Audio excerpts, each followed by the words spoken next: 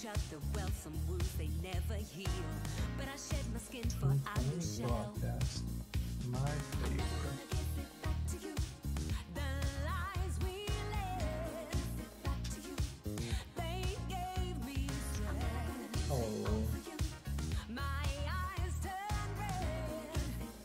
Hey Lola. Man, he's not terrible. Do I? Yeah. Yeah, I'm a little bit groggy because I just woke up from a nap.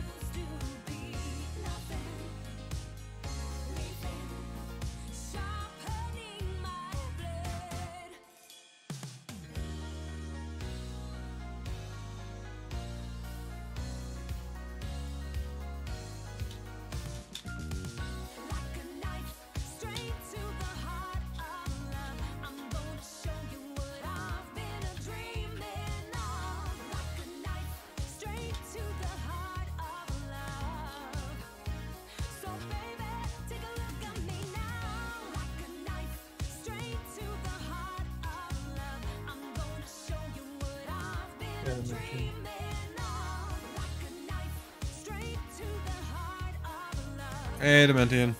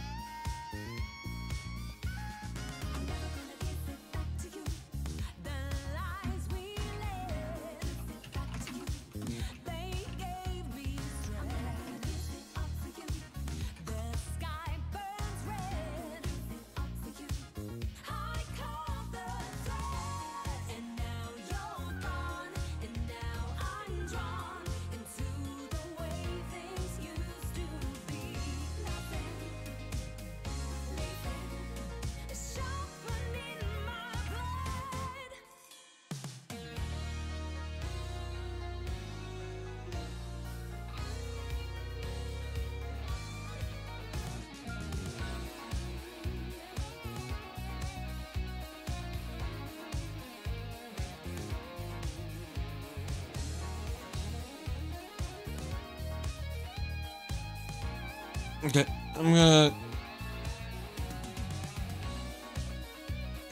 get up real quick and get a drink. Maybe walk around a teensy bit so I can make up a bit more. Okay. In the meantime, Chad, you're stuck with me as if I count down vampires.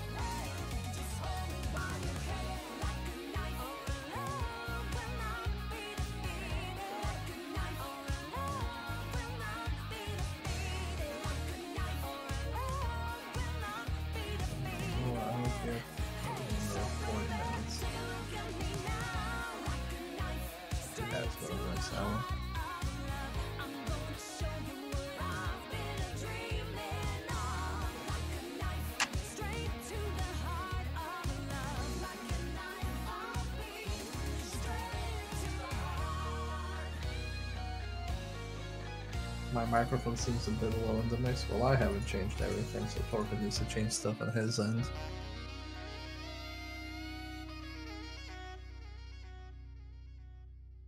I shall let him know when he returns.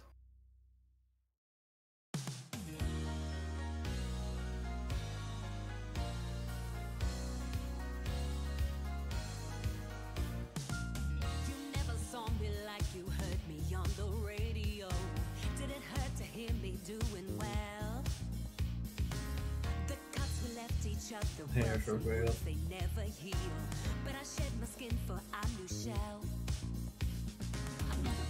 Man, Vampire Survivors is so much better when you don't have to pick healing or gold every single level.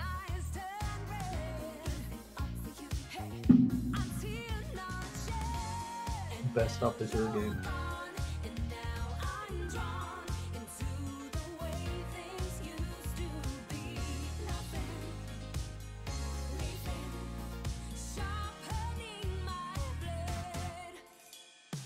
I have a run where I spent 23 minutes without being able to evolve my freaking pentagram, so that was fun losing like 5 chests. God knows how much XP.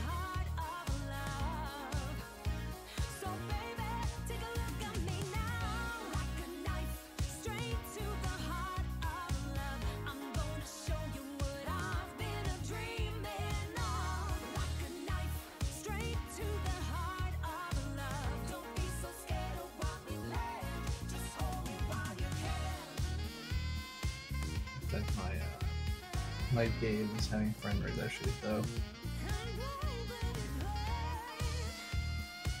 It's weird because it didn't have them before with this many people.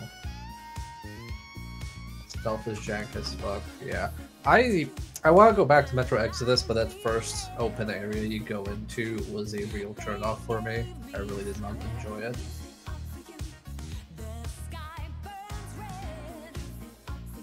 And I beat the first 2 games and I never had issues with,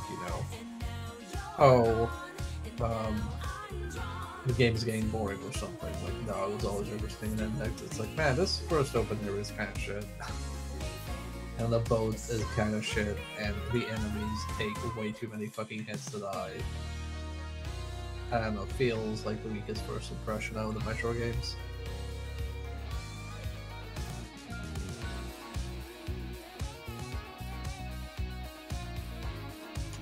Also, their outside graphics don't actually look that good. I thought that the underground Metro looked better.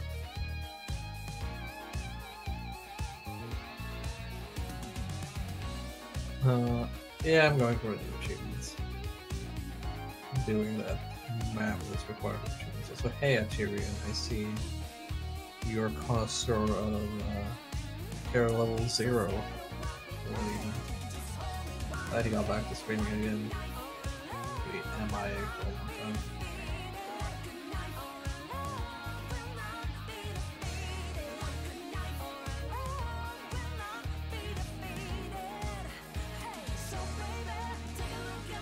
Yeah, I think the open world stealth doesn't really work in Metro.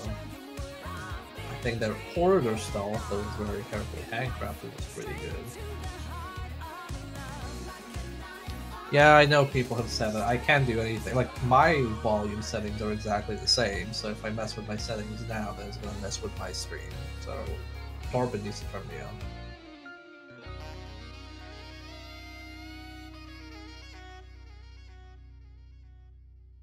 My voice is a constant state of equilibrium for my own streams. I can't mess with that.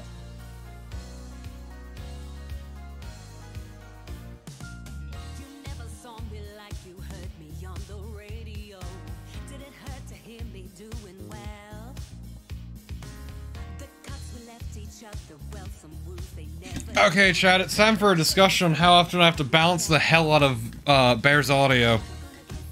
Oh, my audio is the problem now. It's always been. Well, I'm sorry, nobody complains on my streams. Yeah, because your streams don't involve Discord. Something about the way Discord, then. Yeah, something about the way your mic comes through on Discord. Sometimes you are a lot quieter than other times. It was probably a shitty update from Discord that fucked up everything. Do you need me to turn myself up, or can you? No, I can bump you. So a lot of times I have to jump between turning you down and turning you up because you tend to vary in volume. So yes, sorry about that, chat. That is a thing I adjust a lot in the background. Nothing against you, Bear. It's just Discord's a fickle bitch. Yeah, just play Discord. Yeah, sorry about that. I had to get up, get a drink, and walk around a teensy bit, get a snack. Because, like, I need to wake up a bit more. That's fine. I don't agree with this boss of Vampire Survivors. It's very nice when you have, like, avoid these glowy red areas on a screen that's impossible to see anything on. Just on the topic of vampires. Also, chat, another fun thing. is the fact that Discord is technically on a separate output than basically all of my other audio. So it's hard to tell too, but generally it's just a lot of it's... People tend to vary in volume a lot in Discord for some reason. Yeah. So yes, I apologize, chat. No, Discord should apologize. But they never will because they don't have even basic support.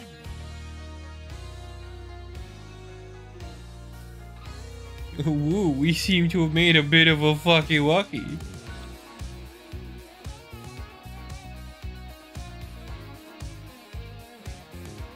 So yes, I apologize, chat. I apologize, and I am sorry, Baron. Well, I apologized like 12 times, don't worry about it. If somebody's experience was severely ruined by this pre-show setup where I'm slightly quieter when I'm talking about video games while you're AFK, then fuck them. It's fine, because this song whips ass, so I don't give a shit anyway.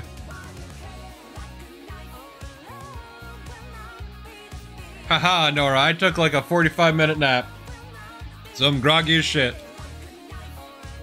I'm gonna eat my snack quick. Anything to prolong playing this game? Well, on the bright side, I practically finished my run. Yay.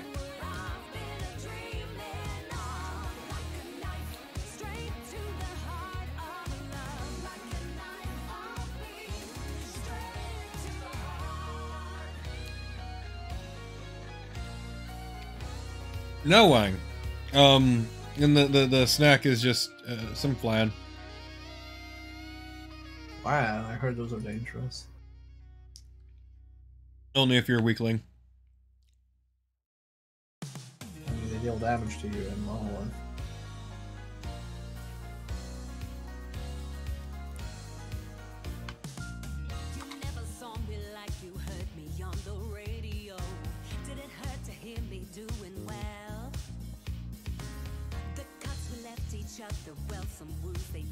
Oh no, not the Cove, Sonora.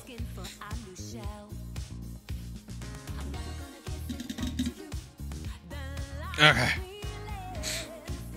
I am more awake now.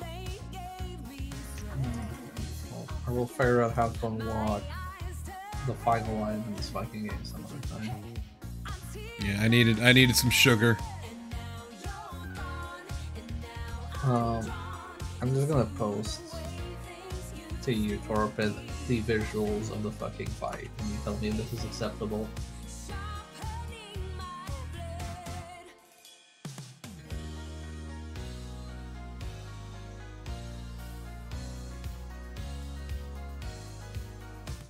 Let me see. What the fucking Christ am I looking at? So those red lines are where you're supposed to avoid the attack, and they're blinking, so it's not exactly readable. Also, the entire background is animated. Okay, so Also, there's a ton of shit as usual in this game on the screen. yeah, that game is visual noise the game. Mm-hmm. Not like, yeah. I was about to say, like, not like visual snow, and I'm like, why would I need to clarify that?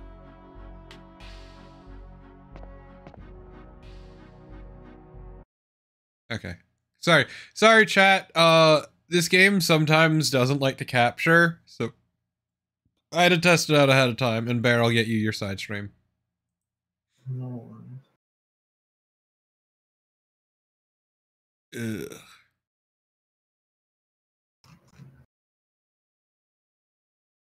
I always love that I get the option to turn on a camera that doesn't exist.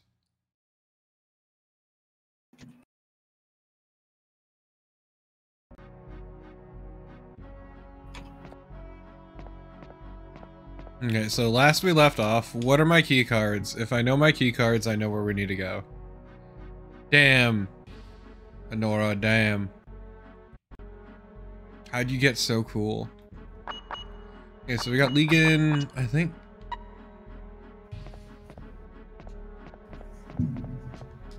Well, Wang, I hope you get better by tomorrow so we can play Magic.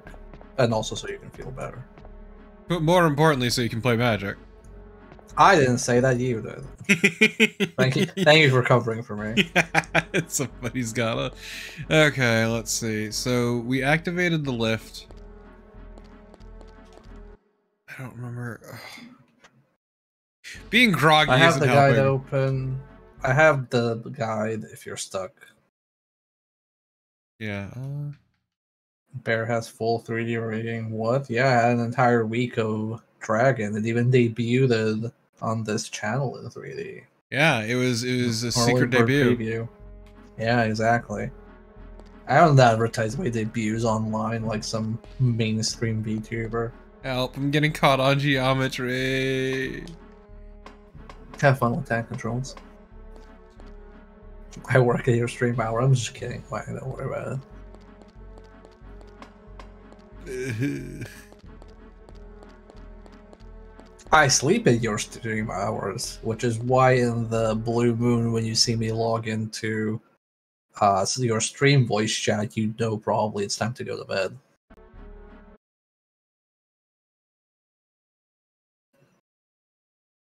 Sorry, I'm adjusting things. No worries. I have cherry coke, so I'm happy. Damn, I got water. So, getting cherry coke from a local store has been very inconsistent because sometimes they just don't have it. But I've discovered the lovely world of online grocery shopping, and that store where it does online grocery shopping does have cherry coke. So I may have just ordered like 10 cans today. Nice. Look, I need them whenever I'm craving the cherry. Yeah, I mostly just drink water because I'm a cool dude doing cool things. Okay. So I have 3 key cards.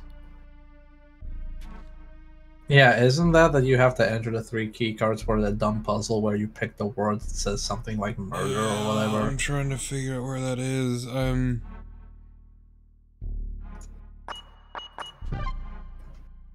No. Your moon map, where haven't we been? No wait, this is too far ahead. Oh god, I hate the formatting on this fucking thing. Oxo ammo, ID cards, Return to Alice, Screaming Moon. I like the idea of a screaming moon. It sounds great. Did you ever find the videotape? No. You'll find 3 boxes of ammo in a map machine, print out the map, and enter the left elevator before you can enter. It needs to appear in the machine and key to right the elevator. Oh wait, this is too far ahead. Yeah, it's screaming moon. Yeah. Imagine a moon that screams. Nancy D, return to Shell, head up to Clarice, go to Nancy, take care of the vampires. Use your Susie and Alice ID cards to open Susie and Alice doors. Have you done that? Let me check one thing quick, because I need to be sure of where I've been. I think that one requires a key. No? Okay. No, I activated the stripper pole. I don't remember if I went down the stripper pole or not. You did, because I distinctly remember you elevating above the up the stripper pole in the last stream. Where we laughed at the animation of him using the elevator of the stripper pole. And how we were disappointed that he doesn't do like a little dance and everything, yeah. Yes, exactly. So if you know we went up the stripper pole, or going down the stripper pole again. Yeah, I just want to be sure of what's in this room.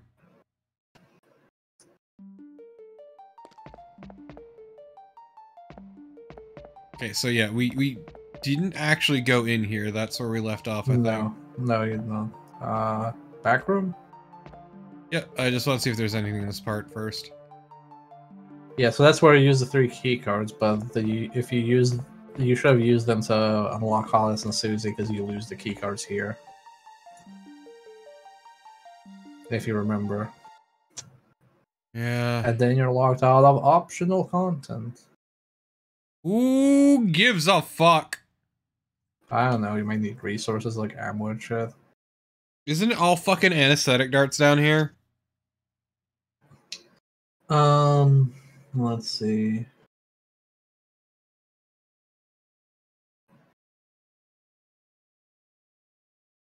You already talked to Misato. I think you might have unlocked both doors anyway. I don't actually know. You know, I'm not a coward. Okay.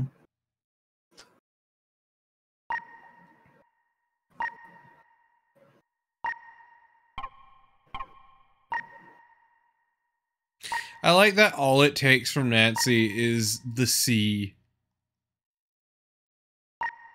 Oh. Creaming.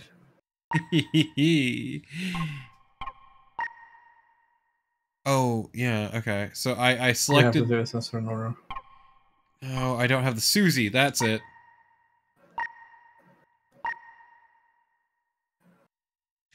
That's it, okay. So where do I get Susie?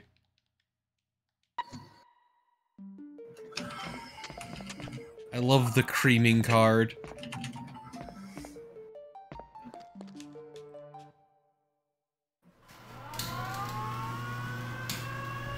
It's inside the safe in the first room where you automatically cure the vampire. Okay. It should have been the very first card you found, ever, of all time.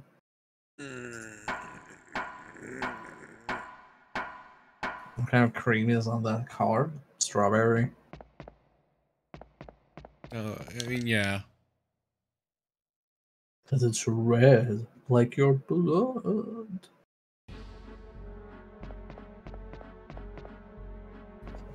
Sure. I have ice cream in my fridge. I don't. But I'm not tempted to kind of go down, but also it's not hot today. Maybe it's gonna be hot tomorrow. It's tomorrow ice cream day. No. I have some Might be. ice cream sandwiches, but the brand is lackluster, so it's like, there's been no desire. I like ice cream sandwiches. I remember do, when I was but certain brands kid. are kind of garbage. I remember when I was a kid and I bought an ice cream sandwich. I think my brother criticized me, like, "Why are you buying that? That's not even real ice cream. That's fake ice cream. You buy real ice cream." I'm like, "Okay, sorry. I'll never buy ice cream sandwiches." And then you buy one of those really gross melted SpongeBob pops. We didn't have that. I was too old for that. Yeah, apparently I ignored this room. M&M's in my freezer. What? Makes them crunchier.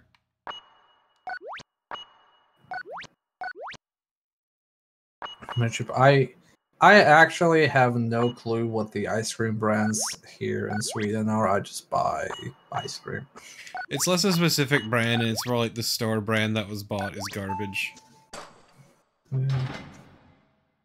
Yeah, I just have like a cup of regular biscuit ice cream, and I was like, "Oh, what is this? Oh, biscuit. I guess it's good enough," and then I just bought it. Hello, Susie. Okay, gotta plug in my fucking headphones.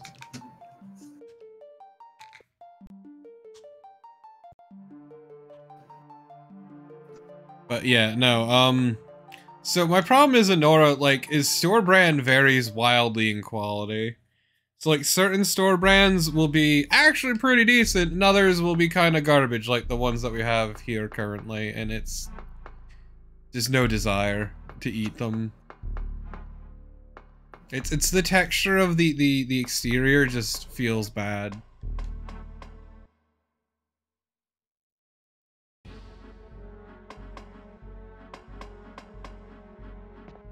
Okay, Susie, where you at, girl? Yeah. Next time I walk to the store, I'll probably just buy an ice cream sandwich. I feel like I've earned it. I don't know. An ice cream sandwich because you're epic. There was in Serbia. There was a sandwich called Bolero, which is like it's a regular not popsicle sandwich. It's like it's like on a stick, but it's like creamy chocolate ice cream. And then in the center, it had like a really strong dark chocolate center that was great. And they put it out of production at some point when I was younger, and They're like, oh, here's the other one. Like, that's the replacement. It's modern and everything. It was actually just, oh, the core is just creamy instead of hard chocolate, and I hate it. That's how I never had my favorite ice cream again.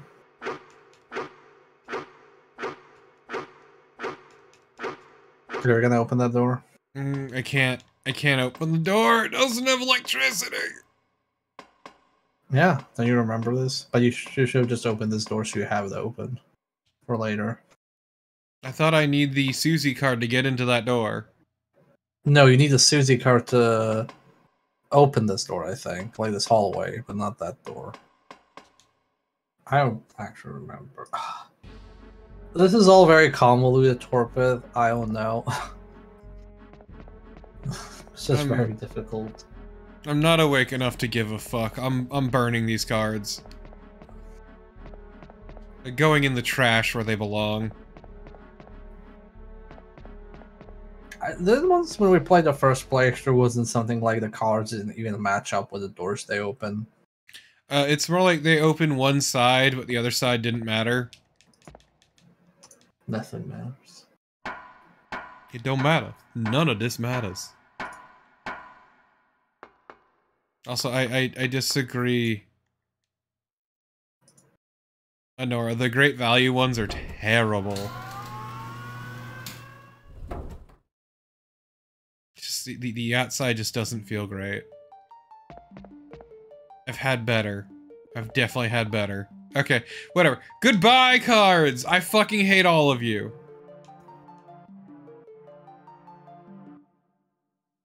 I'm done with you. Be gone.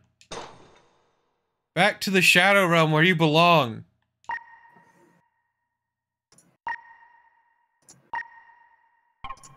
Oh yeah, did you see the announcement for a RoboCop video game?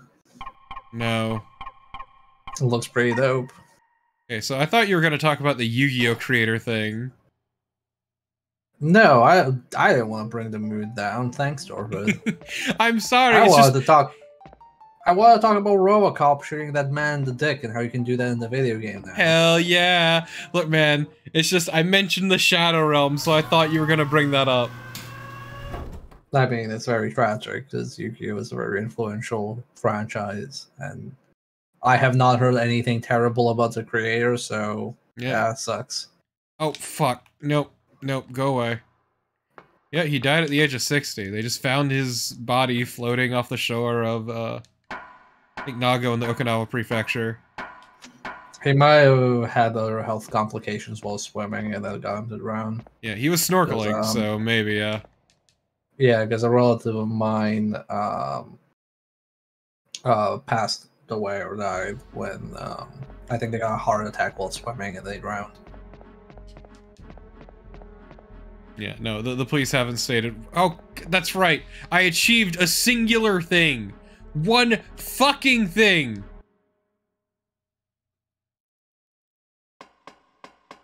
So now there's a goddamn metric fuck ton of them. Who cares? Whatever. I'm going to Screaming Moon. I went to Susie. I said Screaming Moon. I like her still just walking around with your stun globe.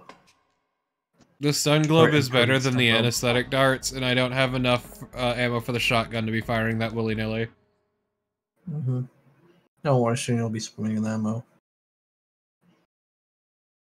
And it'll be fucking fantastic, but up until then, I gotta be careful. Mm-hmm. I feel like just the camera angles make it really hard to walk in a straight line, which is why you see me just, like, dipping from left to right constantly. Yeah. I feel like you need to potentially play a good video game after this. That was the plan. Yeah. Although, I'm gonna miss 2 streams. Not the next one, but the 2 after. Okay, I can probably do something short in the meantime. Yeah. Because one of the things I was thinking of was the Grim Dawn podcast. The Grim Dawn podcast. What else would you call it? Oh, you want just us to play Grim Dawn for like... An unfortunate length of time, yes. Sure. That's one of the ideas I had. Okay. I mean, we can do something. I have the pistol I need to give you. It might actually be good for your build. What if we played a Diablo clone? And then just podcasted over it? Because that's basically what it would be. I mean, I want to play Last Epoch, but also it doesn't have multiplayer yet, so I started playing Grim Dawn instead. Yeah, that's kind of the issue, is I'm still waiting on that 9.0 update, or 0.90, excuse me. Mm-hmm. Am I gonna attend Gamescom? No, I am not. Sorry. I have gone to Gamescom once, and I absolutely despise the show floor, but I like the press area. And unless I'm going to the press/developer area, I ain't going, because the show floor is fucking misery. I think I missed the pistol. Let me check. Ultimately, I don't give a fuck, but... Is this called just the gun? It's called the pistol. Oh, it's called a handgun. Keith? Misato, I told you to wait. It's in the back room where you found Misato initially. Sorry, Misato. But it was a man all dressed in black. I got scared. Oh, that's not good. I'm okay, now that you're here. Somebody dressed all in black, huh?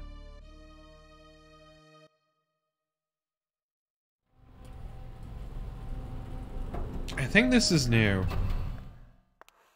No, we saw this before. Oh, that's right. Just close the Misato camera. just stays in the elevator because she's... I don't Yeah. even know. But yeah, the handgun is where you found her the first time. Misato! Misato! Huh? Where's the girl? She's not here.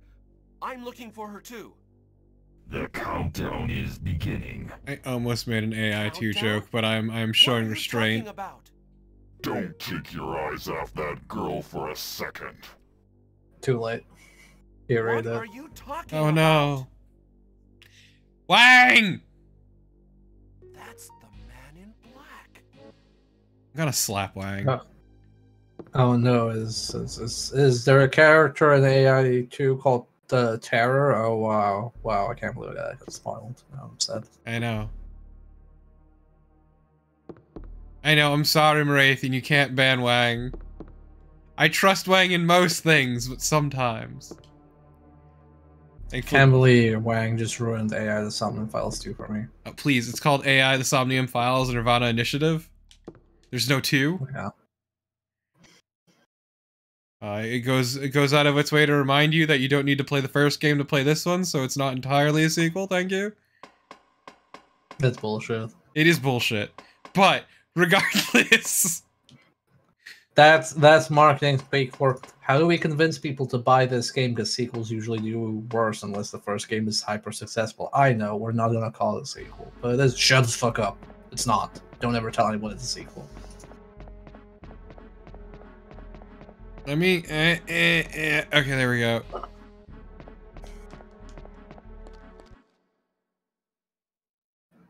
God, this track kills me. At least it's not the battle track from Night's End. Oh no, it's definitely a sequel, Hollow. 100%. It just is in denial. It is a sequel in denial, is what I will call it. It's, I think, opposite the room. Yeah. In the back room of the balcony, opposite Misato's balcony. So it's on the other opposite side of the Fucking A. It's the other balcony that looks exactly like Misato's balcony, but it's not Misato's balcony, it's the balcony I'm going to opposite of fucking Misato's snap her balcony. neck. Misato!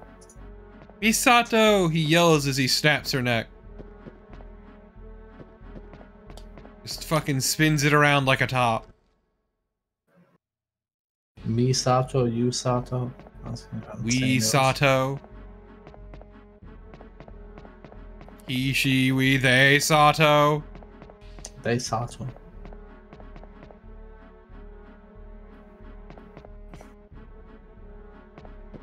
I guess it's that room over there. Satology, the study of Misato. Sorry, I'm just like quoting a SpongeBob bit at this point, and I don't know how to feel about that. Can't believe we're going SpongeBob. Look, I still like the Wumbo bit, okay?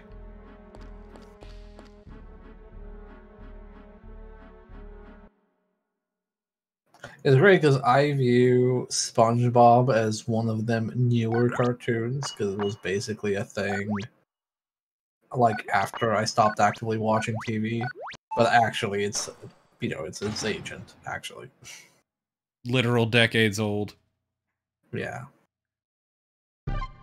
Behold! It's kind of like when you go like, oh, Steven Universe, that's a new age cartoon. Actually, Steven Universe is also kind of old at this point. What is like a completely like actually new cartoon that's popular at this point? I don't even know. I mean, I think She-Ra was what, relatively new? Is she really? I think it was like 2016, 2017 maybe? It's 2018. I guess that counts as new. I guess I mean, it counts as a TV show. I don't usually count Netflix as TV shows. I mean, okay, so the issue here too is like 2020 on has really fucking messed with our ability to understand time. What is Owl House? Oh, that's Disney. I also really hate the look. 2020 comedy horror? I've never heard of this. It's probably in Disney Plus though. I was browsing Disney Plus yesterday and absolutely shocked at the amount of things I have never heard of in my life.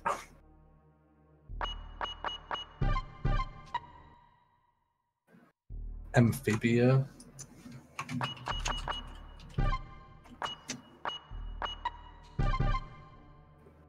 Oh yeah, Amphibia definitely has a new cartoon look. I appreciate Carnival's ability to list them all off. These are all like, it's definitely that like modern style of drawing where like everything is super simplified or stylized, but like it's all stylized in a similar way. The CalArts School of Animation, yes. Yeah, not saying that as a criticism, but it's basically like you can look at the style and draw, you can be like, yeah, this is recent. It's kind of like, I mean, recent. Regular Show had that style as well.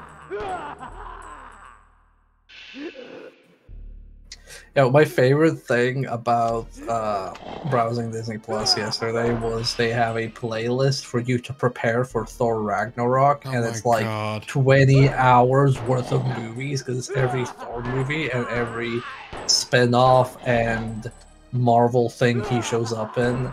And I'm like, oh yeah, cool, now I can catch up on Thor, what's its face? Not Lord of Thunder. I can't even know what the next Love and Thunder, I think is what it was.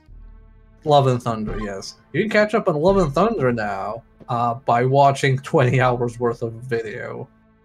I took 4 hits and I'm still in the green. What? They're just vampires, man. But, yeah, I don't know. I mostly just watch anime at this point because I'm trash. I've been trying to find some old shows I watched when I was younger. Yeah. I don't remember. Funimation's usually one with the library, but I know of another service. Retro Crush is also good. Retro Crush is fucking great, actually. I finally managed to find a show that I cannot find literally anywhere. Where? Which is Homicide: Life on the Street, so I'm excited to rewatch that. Also, I'm excited because this season has Isekai Oji-san, which is great. I, as someone who had been avidly following the manga, I'm excited. It's based. I'm only interested because the main character isn't the Sega. He is incredibly into Sega. Let me tell you about how much he talks about Shining Force. Wow, a character of taste. Because basically the basic premise of Isekai Oji-san is that, about 20, let's say 20 and change. Years. 17 years? Okay. Yeah, 17 I years read the ago, wiki. a guy got isekai'd, one of the main characters. And then 17 years later, he finished his journey and came back out of nowhere, and is basically adjusting to the modern era, alongside his nephew, who's very confused. And apparently he kept his magic powers. He kept all of his magic powers, and his big thing now is trying to figure out a way to make money. As well as, a lot of it's been him showing his journey, to his nephew. As well as, later on, his nephew's, friend. Friend? What do you call it when you said friend? It's a lady who is incredibly interested in him, but he's a stupid piece of shit. Oh, okay. I thought you were saying like friends, and it's like somebody like Ota from AI. Yeah, so... I mean, someone getting de-isekai'd isn't... There's a lot of those, actually, more than you think. I'll have you know, being de-isekai'd is a common one-off or two-part episode of old isekai before isekai was a thing. So that's the classic thing of what's space original Escaflow when she gets de-isekai and back to her regular world. So Alulain, that's the fun part, is he realized that the best way to capitalize, through the help of his nephew, realized the best way to capitalize on his magic powers was to post videos on YouTube, but everyone thinks they're fake and edited, and makes fun of him for it. Inuyasha has Kagome de-isekai like 3 times in them. Yeah, Inuyasha has a lot of the isekai episodes. There's the one unfinished one called, was it 12 or 13 Kingdoms? I can't remember. Yeah, 12 Kingdoms. That also has like a major de-isekai moment, I think. But yeah, no, Isekai Oji-san's a lot of fun.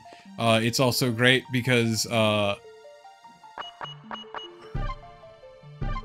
there are characters who were romantically interested in him, but he was stupid and couldn't pick up on the clues. Like, there was one, elf lady who was incredibly tsundere, and he just thought she hated him. A movie is being filmed. The sea is the setting. The scenery is being filmed. Well, Tyrion, that is the premise, but it's like a common like thing that happens in isekai. It's just that this is just like the center point of it. Also, he was incredibly skilled at making everyone's lives harder. Want to do Isekai Book Club again? Maybe next year. I need to figure out a format to update it and a layout and stuff like that. Also, you know, maybe after I ship my game Carnival, when I'm not like physically exhausted to do anything after work.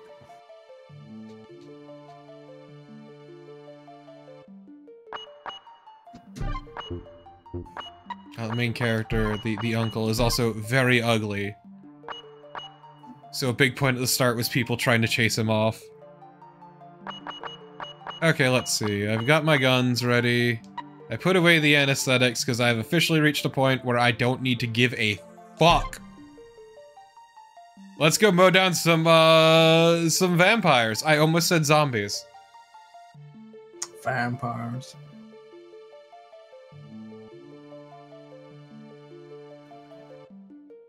Wow, can't believe Lo is stealing our thunder.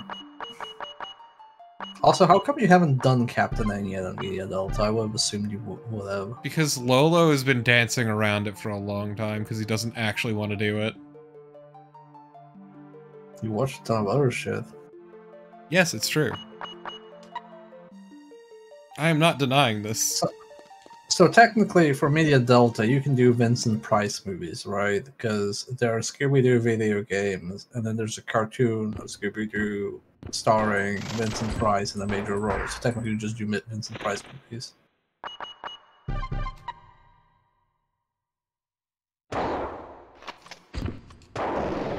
No! Bad! Oh, I thought you were saying no to me. These mantises are probably one of the more annoying enemies in the game. Just because of that jumps behind you. Nothing personnel, Keith. Yeah, it's only really, it seems to be only really an issue though if you're backed against a wall. If you're not, if you're a little ways away from it, apparently they can miss.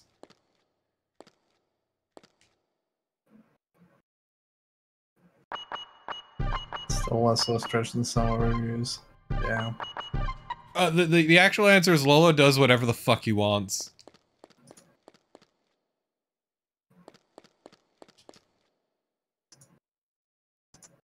Now, I can't buy any juice! What the fuck?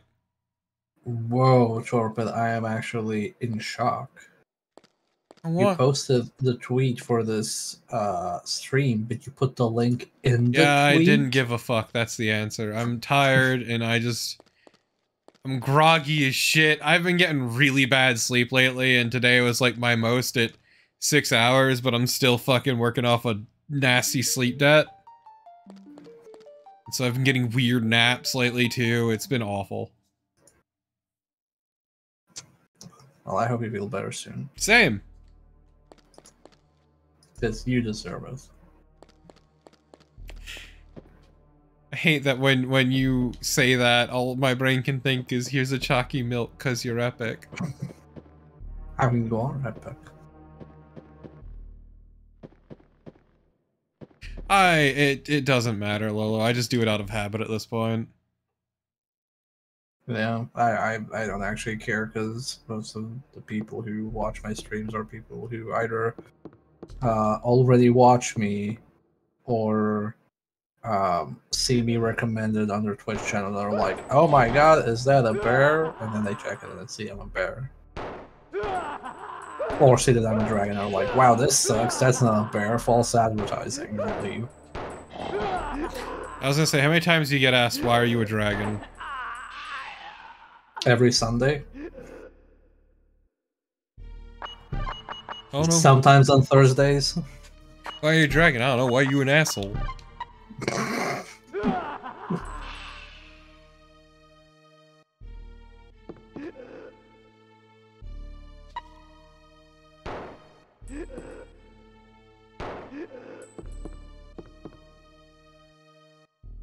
Lolo, I will ban you. I will have I you just know, figured Nevin's bear not the was right bitten. shape to be a bear. Yeah, it's called Bara, Lolo. Thank you very much. Not a bear. Bear is something different. Please keep it consistent. I figured bear was bitten by a were-dragon. That's one way to look at it. I'm not gonna interfere with any of these fan theories. Just gonna sit Lolo down and explain the difference between the various forms of man. It's like I have to fucking correct people whenever they call someone a himbo. It's like, a himbo has to be nice. The character is evil, they're not a himbo. They're just a hunk. No, that's the Resident Evil character. Who gets everyone killed all the time, yeah, it's true. Yeah, Okay. Mr. Death.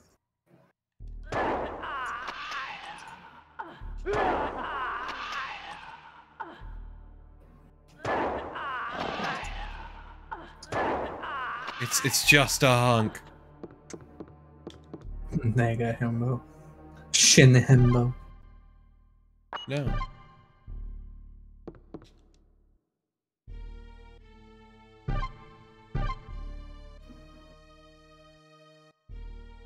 No, Hunk is evil as shit, dude.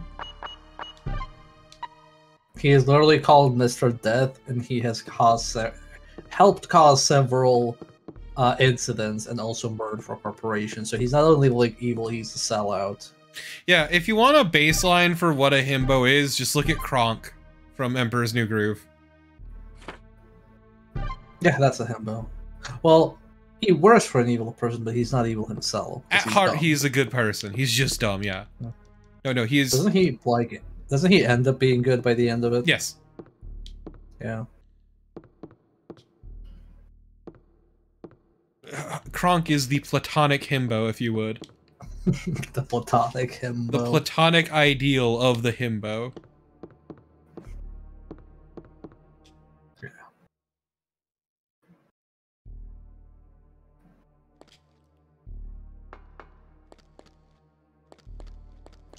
Plato, not a himbo.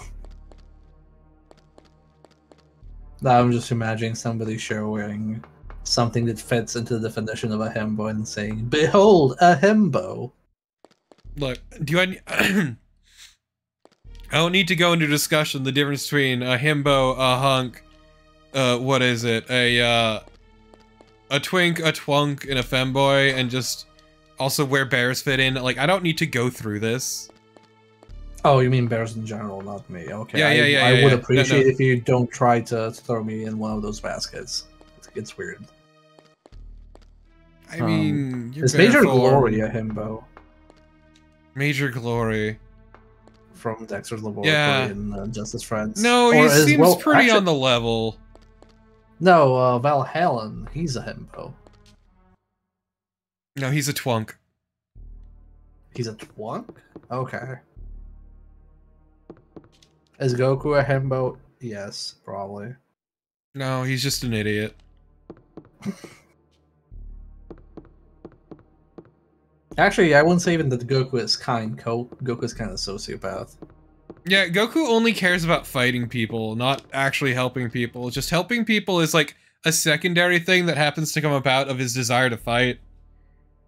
I'm pretty sure he's made things harder on everyone in the past because he wanted a good fight. Yes, he has several times, including his own children.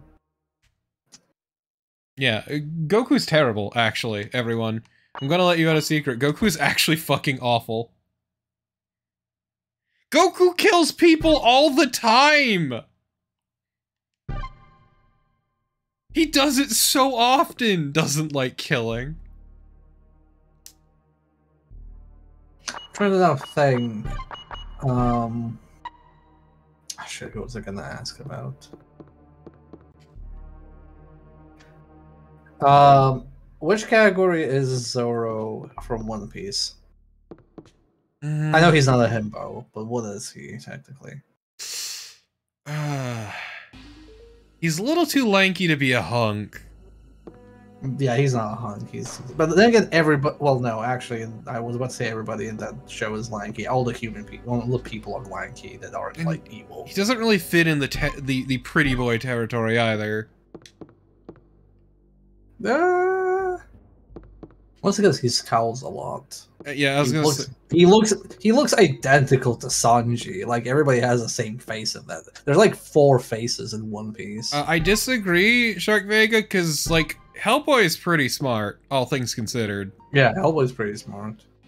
A big part of being a himbo is being dumb. Yeah, it's like why you couldn't even make Conan a himbo because Conan is actually canonically pretty smart. Yep. Super's Brawly. I'm not familiar with Brawly and Super, but Brawly in general seems to be pretty evil, so...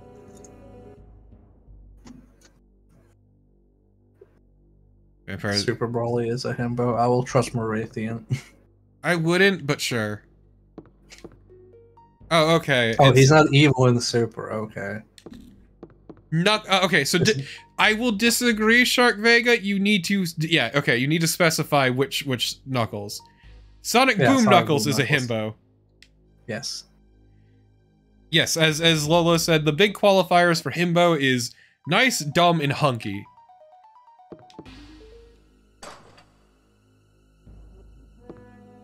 To put it as simply as possible. And to clarify what a twunk is, it is the halfway point, essentially, between a twink and a hunk. So they're more muscular than a twink, but not as built as a hunk. So Sanji? Yeah! I guess. No, Sanji's like... I would argue Sanji's closer to a pretty boy. Zoro is a twunk then, I guess? He's muscular, but he's not a hunk. Sanji's Sanji's the a twonk. I wouldn't put Conan though. Yeah, to be fair though, Shark Vega, it's lean muscle. Conan is someone whose player rolled suspiciously high on all stats in D&D and has a complicated multi-classing scheme, so you're not sure if all his skills, feats, and abilities are legit. Yeah, he's basically some weird shit like barbarian rogue skill monkey, and then who like ranges and sneak attacks at the same time, so it gets really weird. Also, Conan is a hunk. This is like indisputable. Yes, Conan's a hunk. Like indisputable.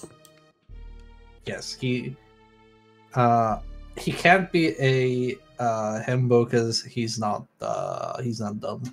He's actually very calculating. Yes.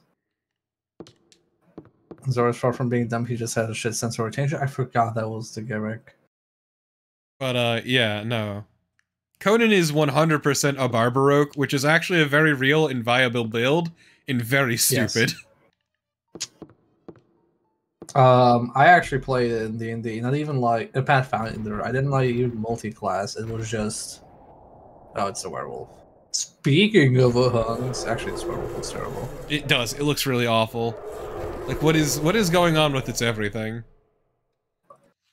It looks like something out of like early 3D cartoons. Later, homie. His thing in the books is that he wears a lot warmer than rogues nor barbs can wear plate. I mean, sometimes it's viable. Sometimes when you don't need to sneak, you probably just need defense. Right, to clarify, yeah, the Barber Rogue works because one of the, at least in 5e, yeah, the werewolf styled on me, but the werewolf's also a bitch, so who gives a fuck? I mean, female werewolves, yes. Please. No. I mean, that's a technical term for a torpid. I ain't saying anything bad. Okay, but going back to the Barber Rogue works because in 5e at least, all you need to get a backstab off is advantage. In one of the moves, I think it's Reckless Charge, in 5e, lets you force advantage. So you can just backstab somebody by running into them. Like an asshole. Yeah, I, at one point, I played a barbarian that in Pathfinder that had, like some background skills, and those background skills were like, I think, sneaking and something else that was like fairly roguey, and it just got me so far just having those two. Because I could just go ahead, scout, and then, okay, well, I'm gonna attack first and slam somebody with this great axe that's flat-footed.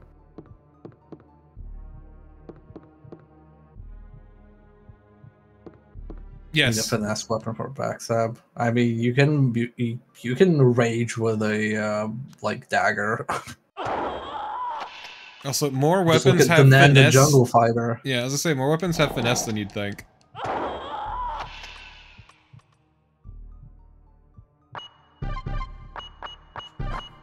I was boring, so when I played Pathfinder, I played one of those barbarian variants that get damage reduction, and I was basically unkillable. So when I played the brief time I had with Pathfinder, I played a summoner. I had my own giant cat on a character who was a cat lady who only spoke in cat puns, and it was... everyone hated me. Yeah, yeah, Pathfinder is... like, 3.5 is, like, busted in the sense of... oh yeah, if you do these specific things, you're busted, and then Pathfinder's like, well, what if everybody was allowed to be busted? Yeah, Summoner is neat in Pathfinder. Also, Pathfinder is 3.5 with more bloat. Yes. Well, no. Pathfinder's 3.5 without dead levels, which That I too. appreciate. That I do agree with. Let me tell you how fun it is to play 3.5, and it's like, what do I get on this level? Plus 1 to fortitude, I guess. Like, ooh, so exciting. But yeah, Pathfinder also suffers from severe bloat. Yeah. Honestly, after playing 5e Curse of Strahd for so fucking long, please give me the bloat. I want to fucking eviscerate things by looking at them. I'm so tired. I just want to kill things without misery or goths. To be fair, that's because Strahd is a meat grinder.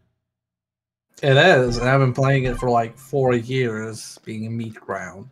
Actually, no, that's a lie. I started playing that before I moved to Sweden. This campaign has been like played since 2000 and early 2016. But yeah, I had fun with my summoner. It was great because that game I think we only had 2 sessions of it. But one of the people in the group didn't know how to introduce their character.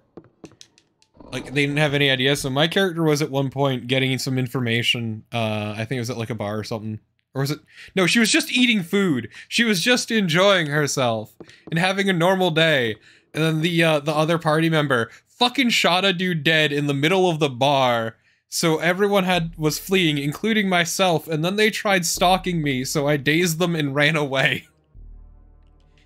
So this is why most campaigns, my group just starts with, yeah, you all know each other. You've done one adventure together.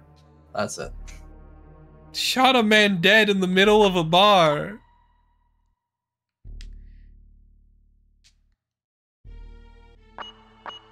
Let's see, so we got the museum key. I do want to head up here just so I can empty an item from my... I went the wrong way. Yeah, you were part of that. You were playing the normal person. It was great. Because my character, I originally wanted to be, like, nice and happy. But that interaction basically colored how I would end up playing them, which is she fucking hated everyone in the party, because they were all terrible. One day I will play a pen and paper campaign again. Yeah. This is the Strahd one I'm doing. Everybody has adult obligations, so sometimes we don't play for a few months, and then we play. When we do, we play once a week. Yeah, my Lancer campaign that I'm in, we meet once, maybe twice a month if we're lucky. Nice. Because the DM has work obligations and is basically always on call, and then people get sick or have problems or obligations all the time. And the Lolo's running a game, but that's been on hiatus for a while and is lucky if we meet twice a week. Twice a month, excuse me, twice a month. It was a twice a week. Twice a month, twice a month. Movie's being filmed with the castle as a setting, the scenery's being filmed. Wow, it's being filmed and it's being filmed!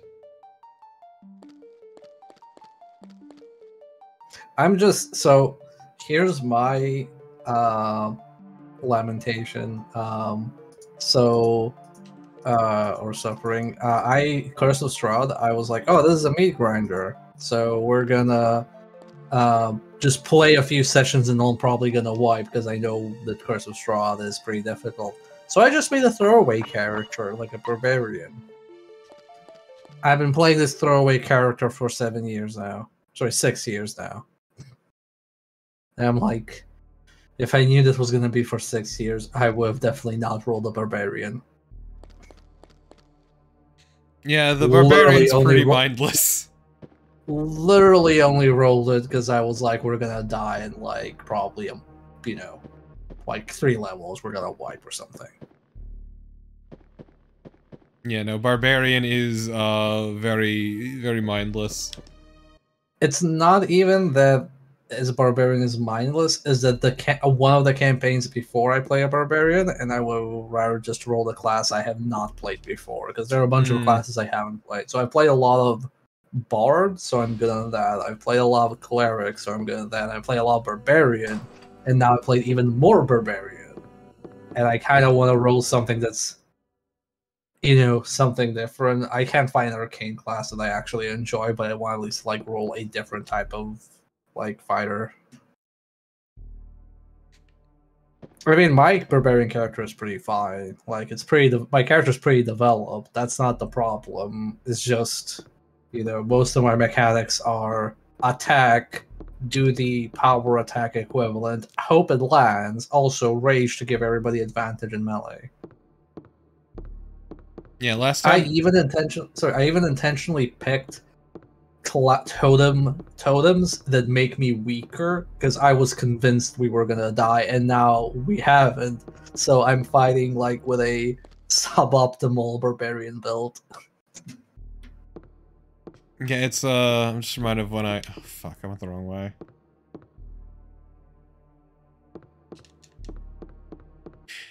When I played 5e, which was a game that went to completion, which feels weird to say. It actually finished. It was great. But, it's great because I originally made myself... My character was an Arcane Trickster Rogue. So I was like, ah, yes, I'll make more use of this stuff. But I basically never made use of them in combat, and eventually just got a fucking gun, and just took complete advantage of that, and would just snipe enemies from across the map, and that was it.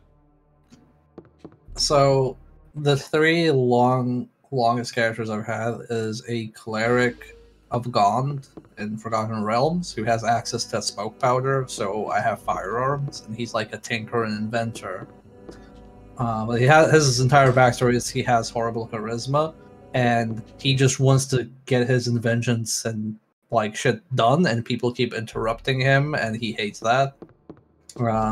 And he basically wants, and everybody keeps bullshitting him. I'm like, oh yeah, you know, it's just gonna take this long, and it actually doesn't because he's easily convinced. So he wants to invent a portable, easily accessible time device so that he can tell people the exact time something takes, and they don't actually, they aren't actually able to question it. Okay, he wants to make a pocket watch.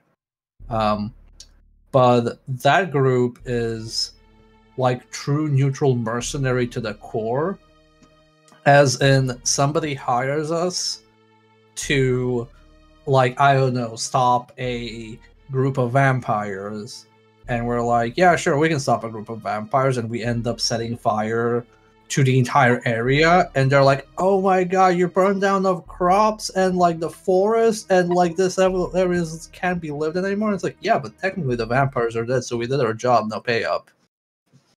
I mean, Ira, I'm gonna let you in on a secret. It was more efficient for me to use my fucking gun.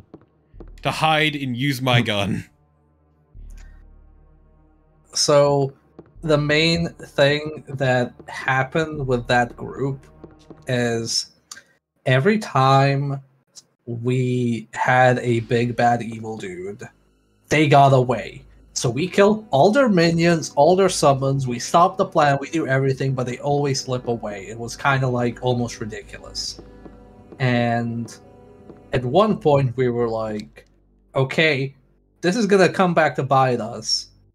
And there's like this evil lizard cleric chosen whatever of some like lizard folk god, and we're like, we have to kill this person, they can't escape. Misato! Oh, this is new. How did you get back here, Misato? Misato! I've been looking for you.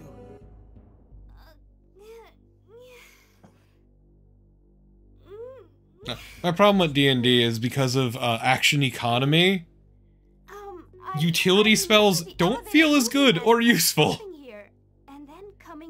Yeah.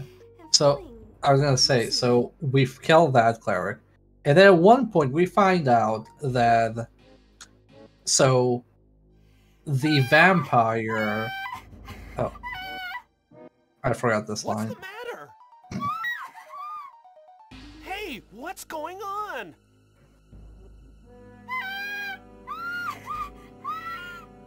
Settle down. Hey, calm down. Me every day I wake up. Yeah, same. When I realize it's 2022. Yeah. So Excuse me, 2020 and G+2. Yeah. So we had like a vampire. So basically we found like a were-rat who was spying on us, and it's one of the big bad evil guys that escaped, and we started questioning him, and he's like, oh, like who's like look, there's a group of like the evil party trying to get us, and we're like, who's the evil party? He mentions himself, and he lists like a vampire, a half-drow princess, a gargoyle, I don't know how many, he lists like 7 of them, and he lists like a wraith. And we're like, okay, we know all the other ones because they escaped, but who the fuck is the wraith? And we're like debating among ourselves, like, when did we have a wraith? When did the wraith escape? And we realized, oh, it's the lizard folk we killed. It came back as a wraith. And it's like, oh my fucking god, the one time we killed something, it makes it worse. I do want to take a quick comment here. I appreciate so far we've only seen one new cutscene. Yeah, it's on disc too, don't worry about it. But I do want to say, I disagree immensely, Baralin, because once again, Occam's razor is really what applies here.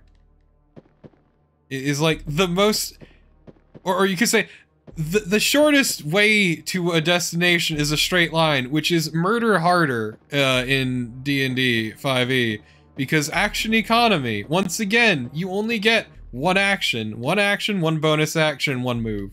So you kind of end up having to maximize damage, and I had a gun that was, fuck, I think it was like 2d10 damage, as well as maximum range, because I had sharpshooter. Wang, it might have been antagonism, but we got away with a lot of shit in that campaign. And before we found out about the evil party, we got lured in like a warehouse as a trap, and the warehouse caught fire, and all of a sudden this gargoyle shows up and yells at us like, finally you'll pay for what you did to me. And our party, like, legitimately, like, both, like, the characters and the players, we all look at each other and it's like, do we know this guy? And it's like, when did we have a gargoyle? And we started, like, going backwards while this, like backwards through time, like, trying to figure out when did we find a gargoyle. Meanwhile, like, the warehouse is burning. And then one of the characters, the paladin of a god of fighting, goes like, wait, guys. Remember when we fought those slavers? Like, yeah, like one of our first adventures. Remember when there was that cloaked figure from a distance that like took pot shots at us and then ran away, then escaped? Like it was their leader? Like, yeah, I think it might have been him. And we all turn around to the gargoyle. And it's like, hey, was that you?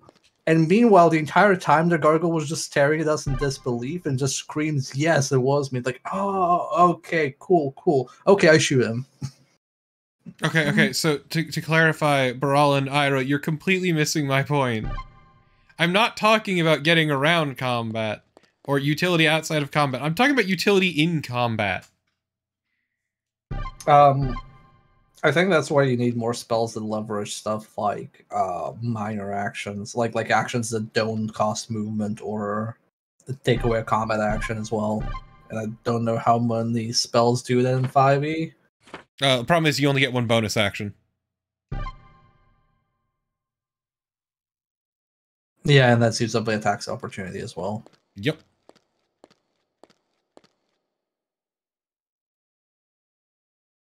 I still disagree, Baralin, because once again, shortest way to a destination is a straight line. Well, it depends on what you're playing. Okay, yeah, right? I'm clarifying also that my build didn't need the utility spells. I just used bonus actions to sneak around and shoot. So, okay, so this is a thing that video games have a problem with as well, which is you can have all the crowd control and all the setup you want, but if it's between do I crowd control this thing or do I kill it, killing it is usually the best answer. Fuck shit. And then if you counter that, then the other variant is, well, you have to use this ability to be even able to damage this thing, so now that like utility spell becomes a requirement to actually kill it. Ira, it is in 5e, but Arcane Tricksters, I think are at half a caster level, or maybe lower. No, I think it's like a third.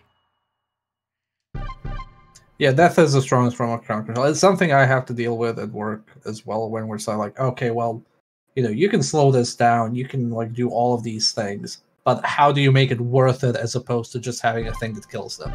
So you need to like balance it around that. Yeah, so so to clarify, as an Arcane Trickster, I made a fuckload of use outside of combat of my spells. And I still say one of my favorite stories was the time that I was actually able to bring my team along on a heist to a mansion that was completely empty because the guy didn't like actually hiring actual people, so he had a bunch of homunculi, but the actual homunculi weirded and grossed us the fuck out because like there were trash homunculi which basically had think of it like an albatross with their long hanging bit beneath their bill. just eating up garbage around the place and cleaning up. And we just hated the way these things look and the way they moved, so we just started killing them all systematically. To the point where my DM stopped having me roll because he knew I was going to succeed anyway and just let me kill all of them outright. Because we hated all of them. That's not uncommon. One way that homebrew D20 variant that we played once for my friend addressed these things, like for the bard specifically. So you have like the equivalent of a move and a standard action. And a lot of the bard spells are move actions, so you can do 2 spells, or you can do a spell and take an action. So that way the action economy was a bit better. But then it was like made so that I think it was something like if it required a move action, you couldn't use 2 of the same spell at the same time because bards were kind of like warlocks, so you couldn't like stack something. So you had to be like, okay, I'm gonna use like my bonus action is this, and then my move action is this, and then my standard action either for a different spell or just something else useful on the field. And that helped a lot. It was also great, the mansion, because I used my portable hole to steal his shield guardian, carved a dick into his scrying mirror, and stole his scrying orb. Nice. Because I live a life of maximum violence. So do you need help from the guy, or do you know what you're doing? I know what I'm doing. Okay. Still waiting for those cutscenes to clarify the story. Yep. I am like no thoughts head emptying my way through this because I remember most of it. I am convinced most of the cutscenes are just going to be backloaded on the disc too. Probably. And that initial one was just to show that there was something different about this one. Like, ooh, a new cutscene. How many new cutscenes are there? And then you play through like another 6 hours. I also appreciate for the later part of that game, my character's motivation was, oh man, I want to go become immortal because I know where I'm going. I've been there, I've seen it, and it sucks. I don't want to go there again. Because at one point we had the joy of going through the planescape. See, my motivation in Ravenloft is I would really like to leave Ravenloft. Well, because my character was technically the only evil character in the party. But evil in that she was self-servicing, not fucking mustache-twirling cartoon evil. Also, I've been to hell, I see what it is, I want to go back as basically being Constantine. Yeah, basically. How many immortal characters do you have? I mean, it wasn't abundantly clear if she ended up becoming immortal or not. That was never the point. Because she realized a lot of the fun is the journey, not the destination.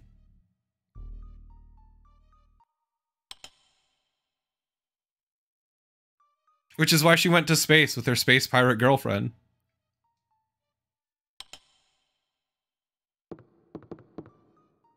To enjoy sailing amongst the stars, because Spelljammer's cooler anyway.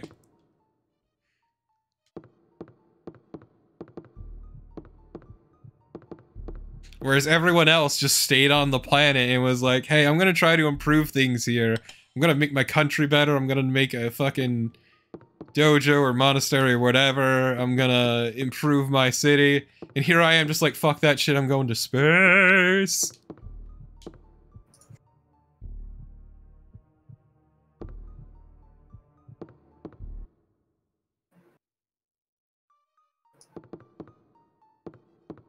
I think I...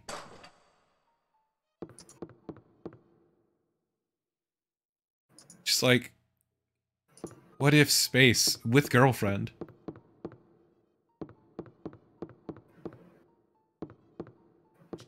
Please let me touch. Oh fuck. Okay, no, I don't want to turn this on. We want castle and we want a nice boat.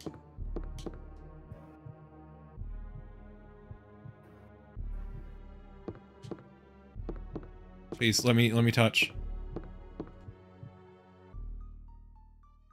Revival, and it's like horror movie.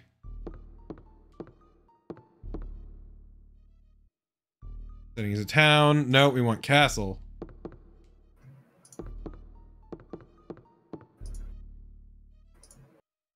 Castle, turn it on.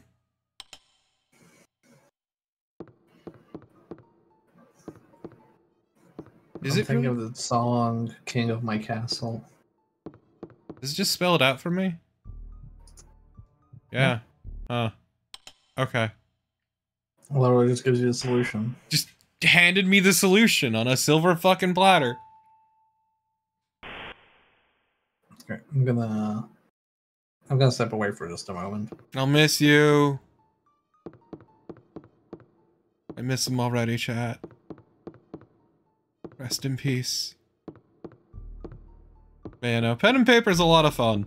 At one point I was doing like fucking 3 in a week and it was a bizarre experience, but I'm on the SSD, Loaf Sneeze. It's great. It's like I'm in heaven.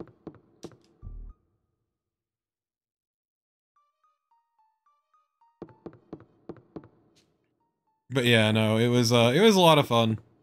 I'm still sad about one game I had, which was RuneQuest, which fell apart because of interpersonal drama. Oh man, I love those. Because it was a really fun game and setting, because Glorantha's cool as hell. But it was just a case of,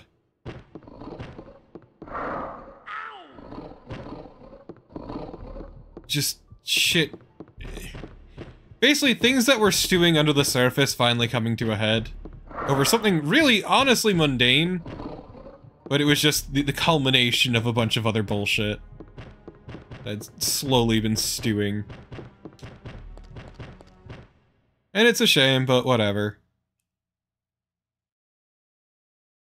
Fuck drama. My other favorite thing is making games harder for other people because I can't stand the way they play. You actually sabotage campaigns? I have before. Wow. To be fair, kick you on my campaign in that case. Okay. To be fair, it was a very specific set of circumstances. I will sabotage campaigns if it's fun and funny, but never severely in that regard.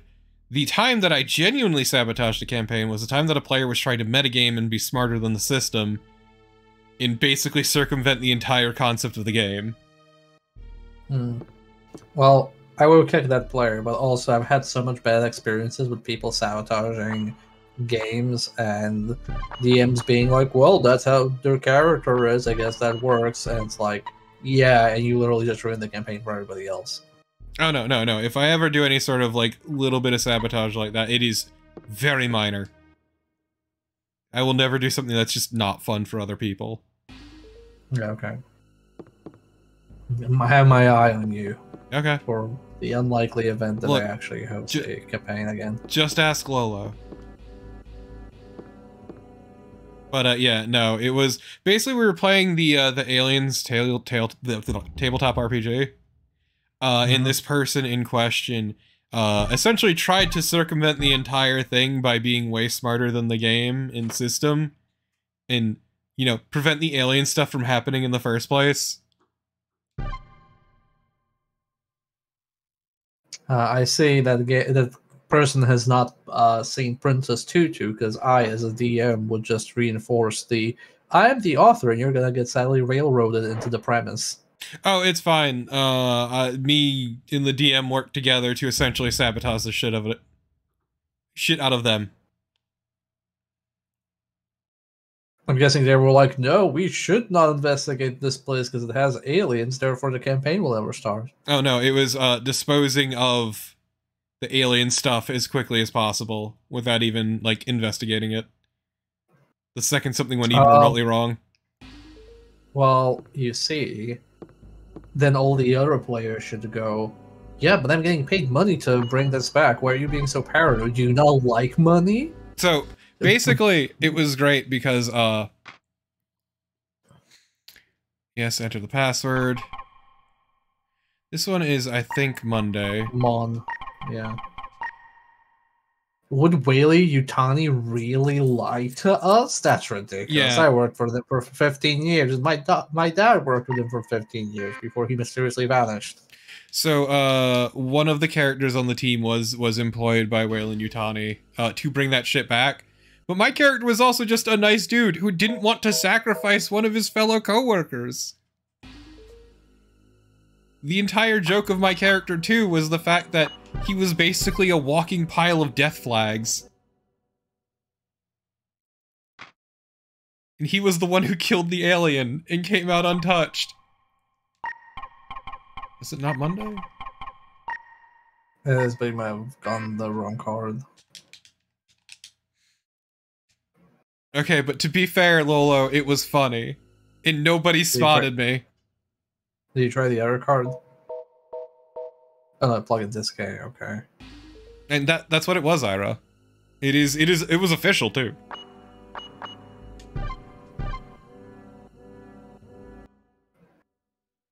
Maybe it's Sun. Do you have Sun there? Yeah. So it's Sun probably. Yeah, I forgot if it was like Monday and then Sunday for B, but no, it's just Sun. It's pretty fun too. It was also great because my character A came out untouched and killed the alien too, and was able to retire and see his family and pay for his sick child. Yeah, Lola was there too. So was it Alien or Aliens? It was Alien. It's okay. Alien tabletop RPG, but it's more like Aliens. So you fought a horde of aliens? No, never mind. It depends on who. I should say. Alien is when it's horror-y and you have one, maybe two aliens on board, like a very minor one. Aliens is hell yeah, Space Marines. We're gonna kill like 500 of these in the first 20 minutes. No, it's definitely close to Alien then. Yeah. Because the aliens are very much meant to be a big threat and a problem. And yeah, it would depend on the DM and the campaign, but largely it's closer to the former rather than the latter. Thought I... Where do I do the other key card then?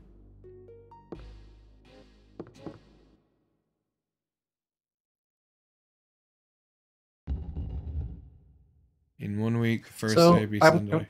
I'm guessing like the Alien tabletop RPG is usually like a one-off adventure / session. So it's only like it's a short like campaign. Probably 2 or 3 sessions. Yeah, because I don't know how you can do a long horror tabletop campaign. It just sounds stressful.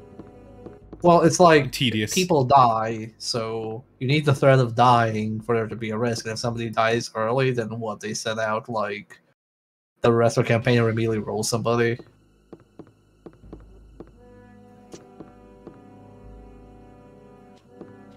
But I would be totally down with trying an Alien tabletop RPG. It's pretty fun and well realized. Yeah, Lolo, it's great because everybody but the person who tried to be smarter than the game was fine ultimately because we got some really good rolls at the very end. Mm-hmm. Yeah, the only horror I did was I did a Call of Cthulhu one-off, and we were just barely late for this summoning. The summoning started, and I was playing a so this was like in the 90s, so I was playing a post-Soviet collapse scientist slash biologist who was hiding in the UK. No, he was hiding in America, sorry. And the campaign was America, and we just barely got there when the summoning of an eldritch thing started. And it's like, shit, how do we get out of this? And one person who had a gun rolled for insanity and started like going like on the postal and shooting everybody, including us. And I came in prepared with a box of Molotovs, and it's like, you can choose. You can either run away from this thing, or you can try and attack it, but you're probably gonna die after you attack it. And I'm like, fuck it. Like I'm gonna YOLO it, and I rolled like some ridiculous god roll on the Molotov, and it hit the eldritch thing so hard it shot it back into the portal.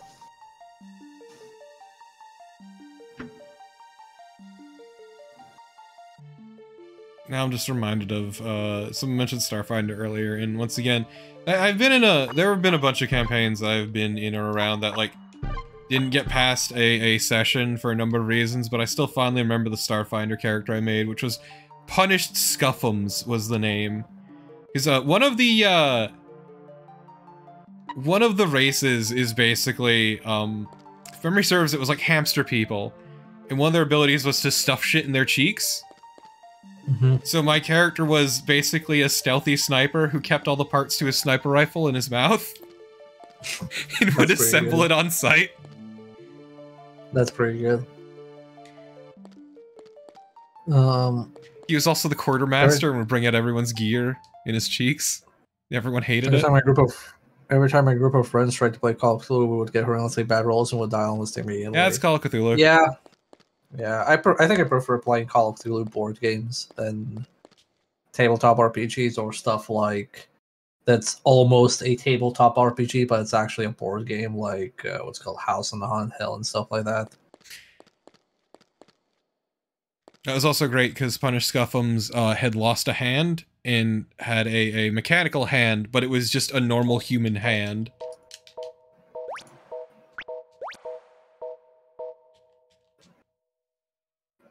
But yeah, no, I remember playing, I think it was Arkham Horror with Wang, and that was fun because all I did was run between the lodge and the university. Teaching is my day job and partying at the lodge at night, and somehow I helped win the game. Yeah, I can't remember. I think it's like a very old, like early 2010s version of Arkham, but I really hated it because it's always like there's only one most optimal thing you can do, but I think the newer versions are much better about that, so I haven't played those. Yeah. Also, in my defense, it was not me metagaming, it just became a joke that my character was just living her best life. She was just partying and working all the time, unlike everyone who was so worried about the mystery. Yeah, House on the Haunted Hill is very poorly optimized because it is a way too many options, you could say. Yeah. Please, do you have... Thank you. I once had a one-off session adventure of New World of Darkness, but I had everybody play humans, and I put them in a Saw-style situation, like it was a Saw campaign, and everybody was kind of there for different reasons, so I gave them their, like, pre-made characters. It's just like, here's your character sheet, here's your backstory, and here's, like some shit you did in the past. It was pretty fun because like everybody had to work together to get out. And then at the end they were like, "Oh, they're missing one key," and it's like, "Where's the key?" And it's like, "Oh, well, one of you has it." And they started arguing which one of them has it, even though none of them has it. And the guy that had the best physical stats, basically like was the fight, like the quote unquote fighter.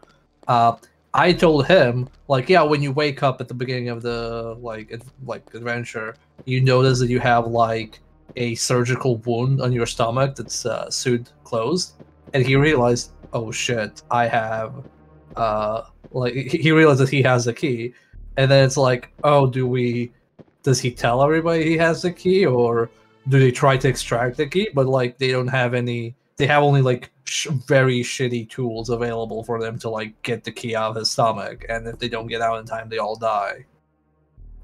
So that was a really fun campaign, or a fun adventure. Did he rip it out? He ended up letting them rip it out, and they had one person who was a surgeon who was there for extreme malpractice, but they put like they put their trust in her. But you know, also it was like the idea of somebody die, like every pre-made character in that campaign was necessary to be able to get through. So there was like one challenge which was like, oh yeah, here's two paths, both of them are full of snakes. One pit is venomous and the other isn't. You again! Gels is waiting for that woman. Gels? Misato I do like the mentioned idea of that. extreme malpractice, just being normal malpractice, but they're doing it while doing a sick ollie. Final form. Yeah. So I was being quiet for this change, but yeah, like for that they had like one character, and it was pretty fun because Gone again? Who is it was that just guy? balanced around the one-off thing, not like a long campaign. And they all managed to get out without dying, so that was a big surprise. And then when they get out, it's like, oh, when I get out, I'm gonna show this guy, he's gonna see it, and they wake up in the desert, and it's like, wait, what? Where the fuck are we? Or not wake up in the desert, they like leave the complex, and it's like just some weird like bunker in the middle of the like Nevada desert, and they're like, Yes, okay. I love Zero Time Dilemma. This was before Zero Time Dilemma was a thing. But yeah, it was basically that kind of situation. They just wake up there. It's like, okay, what now? Well, I guess we walk. And then the adventure ends there, leaving it open where they actually managed to walk the civilization.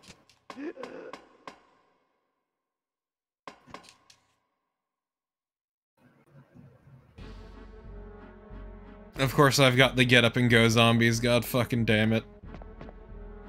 Gotta get up to get down.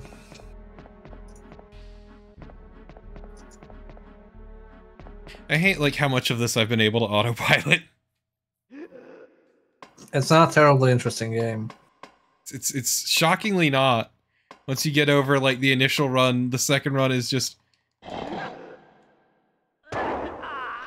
You know which game is always interesting on subsequent runs? what? Resident Evil Remake. Could you fucking stop? Damn.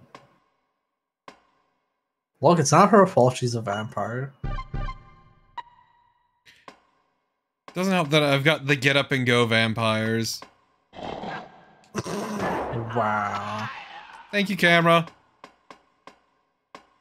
The worst part is you couldn't even hear that guy because he wasn't moving until you got close. Which, again, Resident Evil is good because you have passive noise for the vampires. Wow, I've gone back in time to undo the mistakes of the past. Wait, what was your mistake? Nothing in particular. I just don't want to be in here. I mean, same. So, okay, can we take a second to appreciate that that turned me the fuck around? Well, you have a quick turn, you realize that on the last stream. Yeah, and I always forget the button input. I think it's...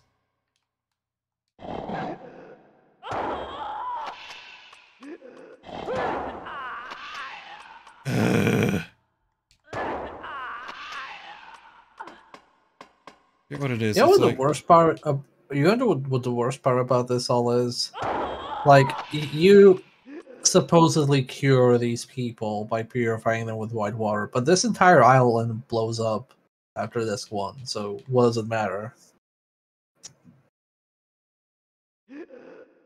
Unless it's implied those SWAT guys actually, like, extracted them. You spin me right round, baby, right round, like a record, baby, right round, round, round. Sorry, I'm just appreciating the, rotating.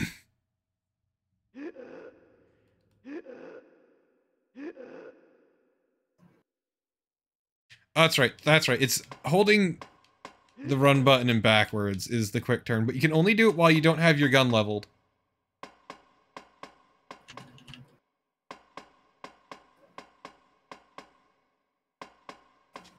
Which is very good. Highly recommend 10 out of 10. And Nancy! Oh.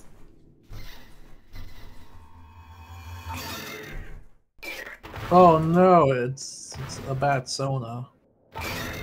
Oh no, it's two bat Sonas. Oh my god, the Chiropterans are back.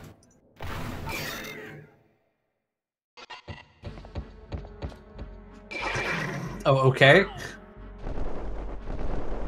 Thanks later, God, losers. These guys are also annoying.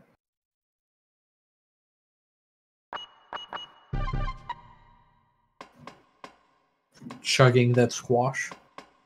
It was delicious. And vaguely nutritious.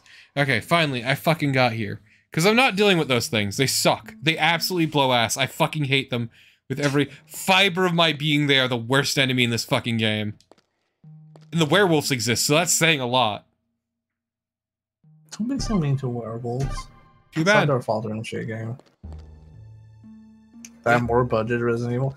You know, now that you're feeling, now that you're mentioning that, you know what's a better Resident Evil clone than this? What? Alone in the Dark 4. Which one's that? The new Nightmare, the PS1 one. Oh. Oh yeah, Feline, how'd your debut go? Oh hell yeah, debut. Yeah, Feline debuted their new 2D model, I think it was. Hell yeah, congrats. Please let me touch the thing. Thank you.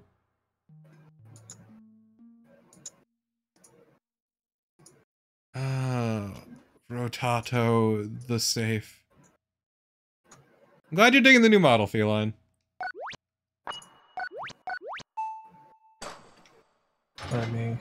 Let me spy on the stream and see what it looks like.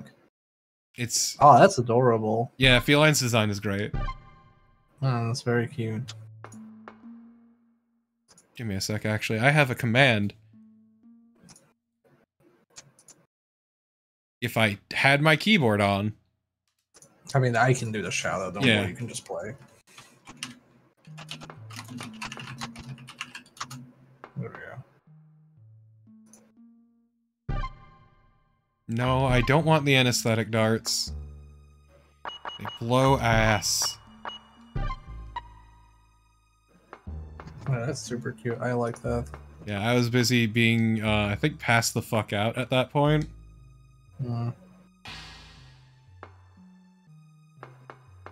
A feline of taste. Yeah, Feline's great. Also, they make adorable models. Oh, hell yeah. Okay, so what the fuck do I do here again? Oh, that's right!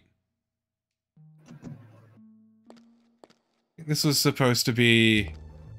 Yeah, you need to take those spears, I think. something like that. I think I need to play... a game? Hey, Wordito.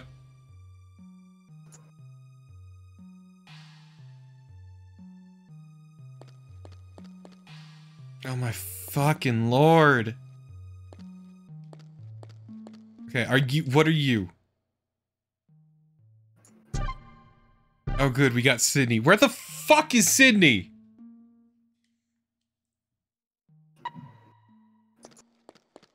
Isn't Sydney all the way back? Yeah, yup. Keyhole is the shape of a spear. Wow. Please, thank you.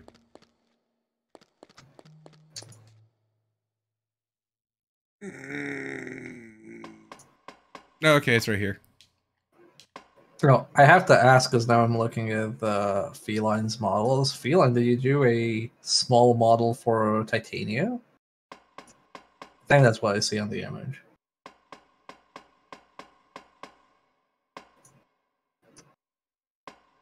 I'm just spying people's portfolios.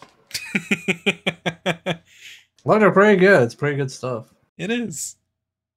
Yeah. I like the idea of small avatars. Specifically, called SMOL, small tuber. Okay, let's read the file. Okay, now we can do Kino.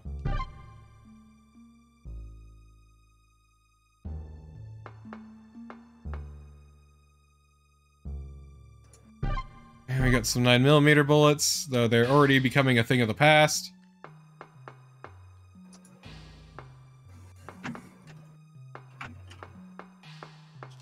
I hate how awful the guns in this game feel.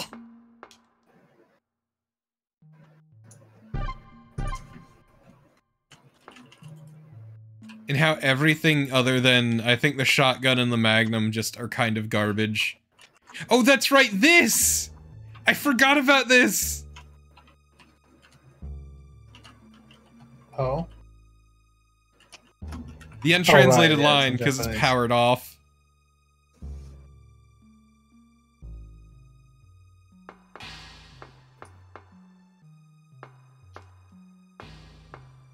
Help me, I'm trapped in here. Yeah, I think I need to power it on via Kino. Hey Barry, do you have the solution to the Kino?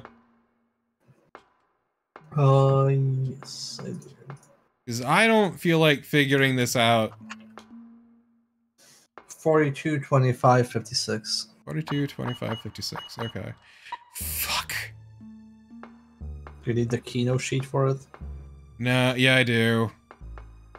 Oh, time to go to the save point.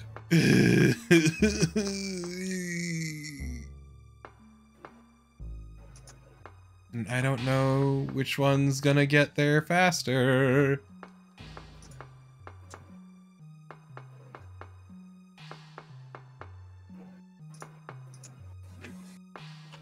I don't think we came through this door, so let's head... Oh. Oh. I see. One day I will find a fucking functioning elevator here, and it'll be great, and I'll be happy, but until that moment, I'm going to be fucking miserable. You can say that once you find it, you'll be elated or elevated. Yeah. Look, I'm multitasking, okay? My pun game is not at peak performance yet. Yeah, Feline knows how to pump them out. Don't phrase it like that. I know what I said. Can't believe you say something like that on your own stream in this house and home. Yes, it's true. I've never said anything terrible on my stream before, ever. I've never made a dirty joke on stream, ever. It's true. This is the first time on this Christian stream. Christian? Oh, you told me about that. I'm not sure I'm allowed here as a furry.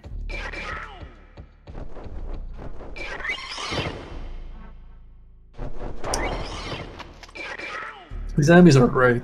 They look like a lot of fun to fight. You could say that. I would call you a liar, but you could say that. Or you could say they're driving you batty. Feel like you've made that pun already. Oh please, you made this. Not this stream, and you made like the same pun in same streams. Even Lolo called you out last time. Like, did you make that joke already today? Look, man, I'm the one playing this, okay? Please, please! I just want to go down the stairs! I warned you about the stairs, bro. I warned you. Later, assholes. I'm out. I'm out! God, I love that there's two different incredibly short music tracks, and they both suck ass. Uh-huh.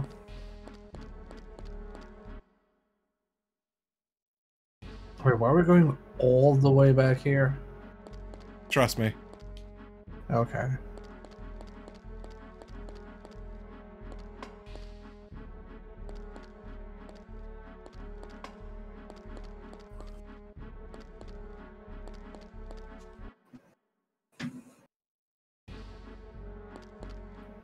I also appreciate that the track restarts every time I enter a new room.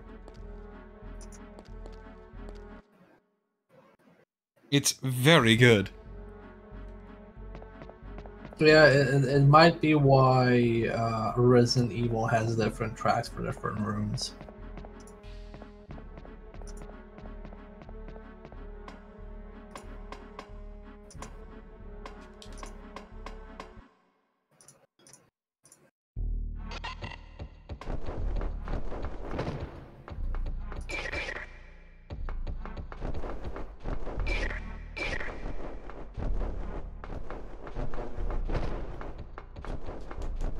I did it. I made it. I think this is the safe room. Okay, it is. I can tell by the music. Oh, lordy, lordy, lordy. Well, first off, before I save, let's toss some shit away, because, like, I don't need this much healing on me.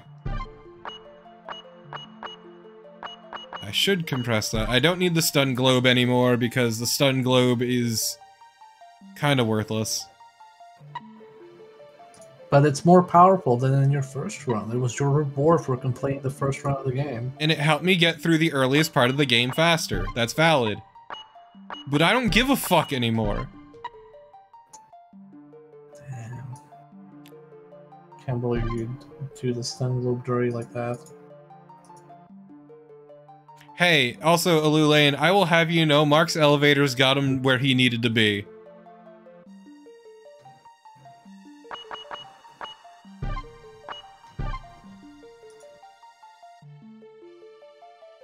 Completed. Oh man, Leisure Suit Larry is on sale for his 35th anniversary. Oh yes, wet dreams don't dry. Do you play those games? Because it's a Sierra thing. Okay, I'm gonna let you in a secret. I played a couple as a kid. Okay. Because my dad owned a bunch of Sierra games, and that was like my first exposure to a lot of Sierra stuff. Stop it! Stop! No bully!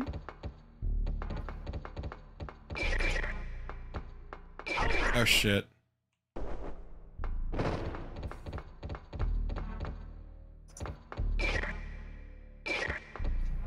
Also, I have good news, by the way. No?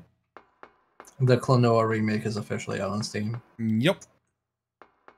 Like as of this, like as of the past 10 minutes. Yeah, no, I knew people who were counting down the minutes when I was side streaming Lunacid to the Discord.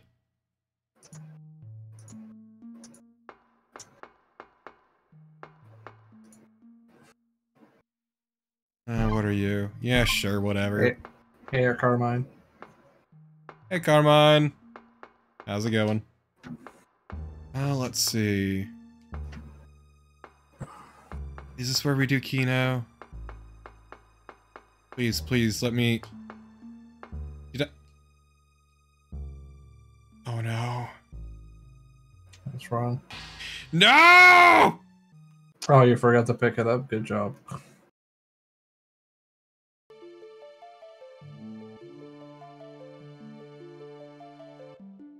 Tomba? Ira, I bet you it's Tomba. It's definitely Tomba. You're wrong, it's Tomba. I wonder if Tomba will ever get a remake. No. I think Sony technically owns it. Oh, maybe if they realize they aren't selling PS5s, they'll finally remake Tomba. And they're not selling PS5s due to scalpers and artificial scarcity, but... Yeah, but scalpers would never scalp a system that has Tomba. Their honor does not allow it. Valid. Also, if you're gonna do Terranigma, you need to do basically the entire Soul Blazer series. No, you just give people a pamphlet to recap the events. Oh, okay. I mean, we got Chrono Cross without Chrono Trigger, so who gives a shit? To be fair, that port fucking sucked. Like every Squeenix port does. I heard the Pixel remakes of Final Fantasy were good. I haven't played them, so other people can confirm or deny it, but that's what I've heard. Okay, we can play Kino now. Yeah, the cross port was really bad. The Crystal Chronicles port I still am fucking salty about. So what was the issue with the cross port? It ran really bad, which it shouldn't. Okay. It also, yeah, that was kind of one of the big things. Also, the additional content, like the additional ending thing, was just text. Oh, and they advertise this as a new ending? Yeah. Okay, 42, 25, 56.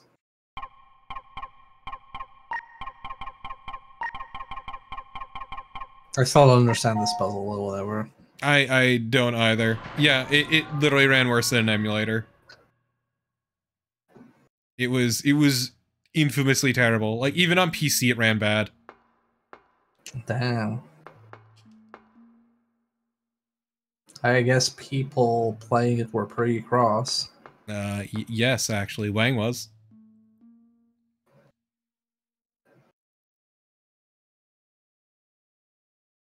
Can't wait to play the Klonoa remake tomorrow and be disappointed. I was happy to help, Wang. I was happy to help.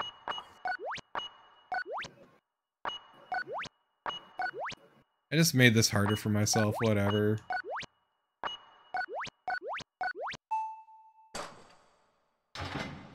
I like how my entire Twitter feed is, remember folks to buy Klonoa on one of these systems to tell Namco that we won the official sequel. I'm like, just buy the game if you want to buy it and don't buy it if you don't.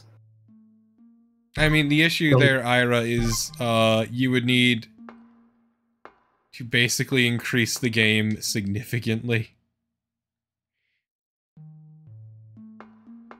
DD2? For Dragon's Dogma.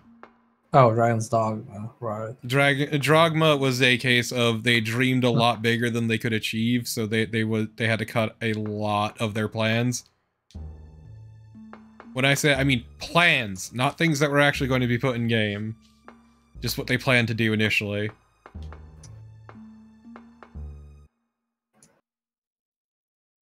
Which you can see in things like the art books and what have you. They had a lot of ideas, like dynamic weather, people reacting to it, much larger game space by about... Like, I think they only got like 40% of what they wanted. Yeah, they originally wanted the end game to be on the moon, Illu Lane. Initially. Yeah. So yeah, that's definitely not happening.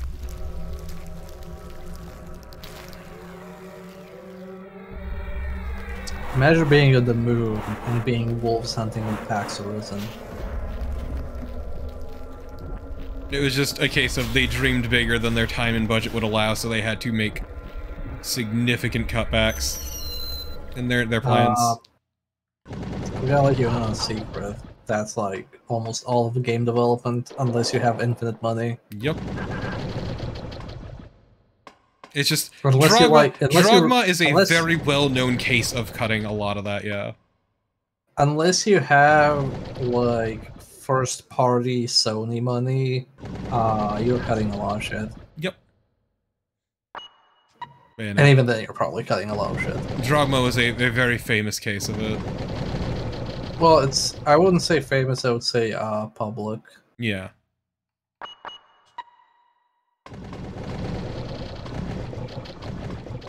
They were pretty forthcoming about like what their original plans were and what they had to pull back on because once again... Oh yeah, there were originally going to be other races in Drogma, but once again, had to cut back.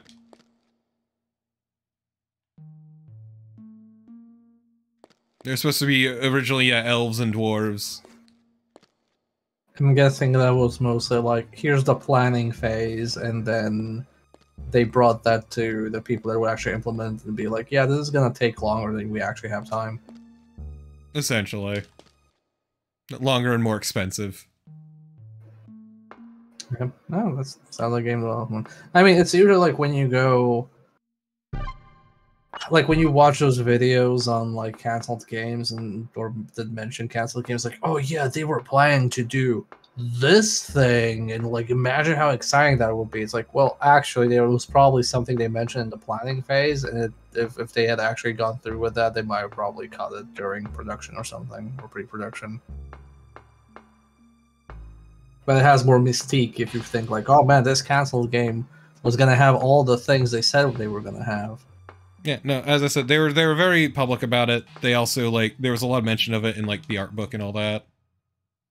Any reason you're spinning? I'm annoyed. Why? I don't remember where I need these card pieces. You need them for those paintings, and then you get the... Yeah, I just don't remember how to remove the paintings. That thing on the wall. The blinking thing. I don't have the spear. The spear is at the end of the hallway with the moving floors, I think. You pick up a thing. I think it's there, from what I remember. Like, you get a thing there, and then you use it here. You're right. You get the two You're spears here, completely and you correct. go all the way back. You're completely correct.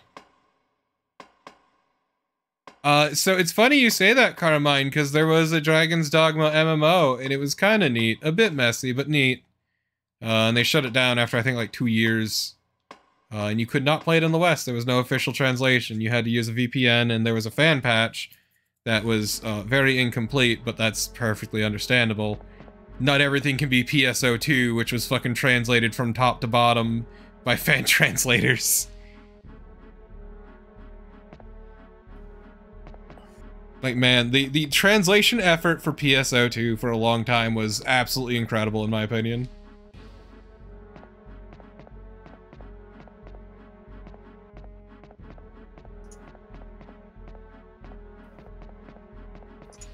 Trying to remember how to get to Screaming Moon. Well, I'm gonna go grab a glass of water while you do that. That is going to take a long time, Ira. But yeah, it was pretty fun. It played pretty similar to the original game. It was obviously free-to-play MMO, and you could feel it. Oh lord, you could feel it. But it was neat. I had fun playing Drogma Online for the brief time I played it. Just the one real struggle is it was entirely in Japanese, and the translation really only translated the UI and a handful of other things. So it was really hard to get your bearings as someone who is a filthy gaijin.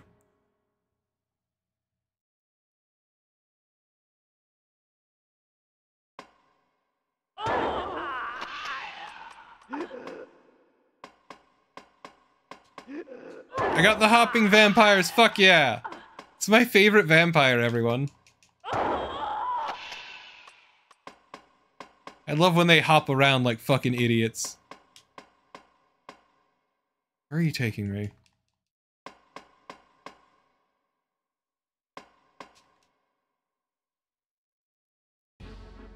Oh hey, this is right where I want to be, actually.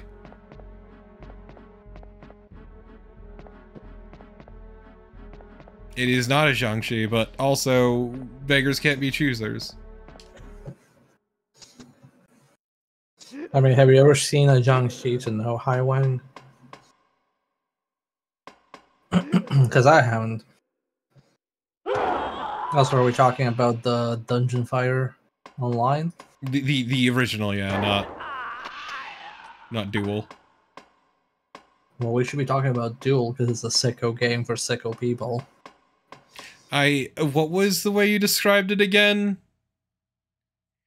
Something about favorite character. My favorite character is cool and balanced, and everyone else is fucking bullshit. Yeah. Yeah, it's basically a game where everybody's busted as shit. So whenever you lose, you just go feral. You're like, how the fuck are they allowed to do that? That's fucking bullshit. I cannot believe this game. And then you do some bullshit with your character. You're like, yeah, this is fair. I've earned this. My character's fair. I feel like that's how DFO stuff should be anyway. Oh, definitely. No, it's fucking ridiculous. I'm trying to path it out in my... Okay, yeah, I know where to go.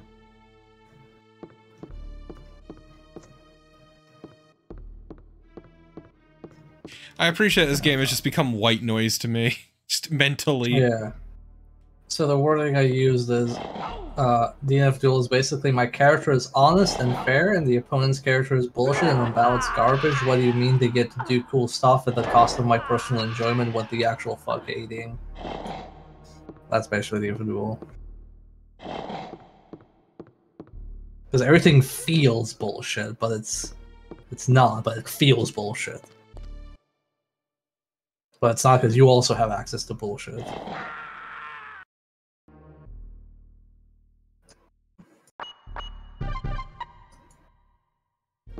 Like, for example, there's a character that if they hit you 5 times with a special, you get 5 stacks of a debuff that completely freeze you. And then if that character is in a special mode, while you are frozen in time and getting comboed by them, they can reapply almost all 5 stacks again, so they can refreeze you. And then you go, "How? I guess I just die now that I'm frozen." But objectively looking at it, you got hit 5 times by very big attacks, so it's your own fault. I just want to say really quick, the state, like, it's really telling the head state I am in with this fucking game, where I just killed 3 vampires at once, and I just like, yeah, whatever, okay. Yeah. It's Wang, it's not a class, it's the final boss that's a playable character, the Lost Warrior, who is apparently a, like, boss of a minor story arc in DNF, or an early story arc. Not DNF, DFO. Did not finish. Yeah. But yeah, I play Striker because I like being annoying. God. I still deeply appreciate how every okay, you need that key. Yeah, that's... What's it a key for? That's how you activate the spear stuff. Oh, okay.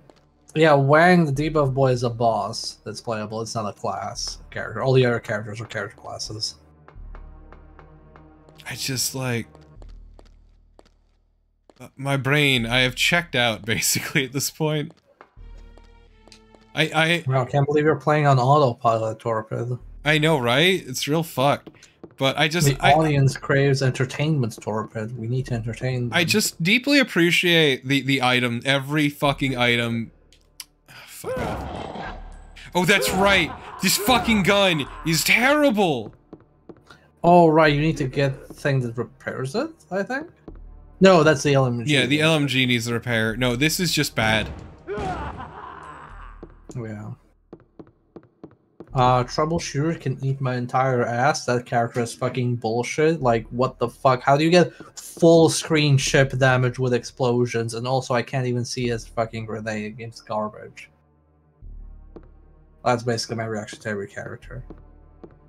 Oh, what did I need to do? Oh, that's right, okay.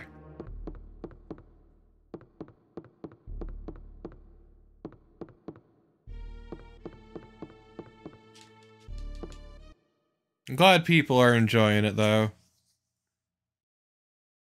Oh, it's a great game. I love it. I love it. I just get very angry at it. Yeah, I've heard a lot of good things about it. It's great.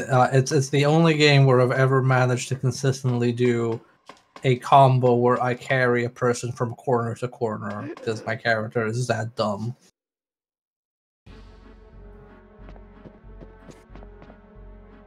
It's really accessible. If you like pressing buttons, yes. Pressing buttons, you say? I mean, honestly, it's very easy to play. Which is, like, I don't do combos and I'm playing a character that I frequently, like, chain 30 hits together with. That's how easy it is to do.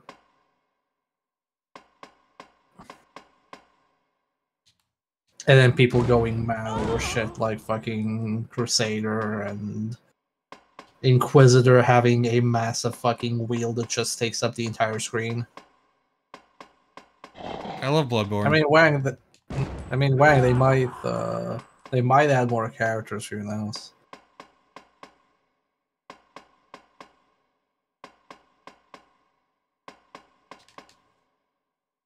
Yeah, like every character in that game has something that makes you go, "This is fucking garbage." Like how are you allowed to do this? And the balance is everybody's allowed to do some ridiculous bullshit that feels unfair. I've been in situations where I'm just, oh, I'm at 50% health, I'm not in danger, and I get hit by a combo that kills me. If everyone's fair. I guess I was in danger, actually. If everyone's unfair, then nobody's unfair. Basically. Hey, Bear, can you give me the solutions? Because I don't give a shit. No. sure. Red is 2 and 7, blue is 7 and 5.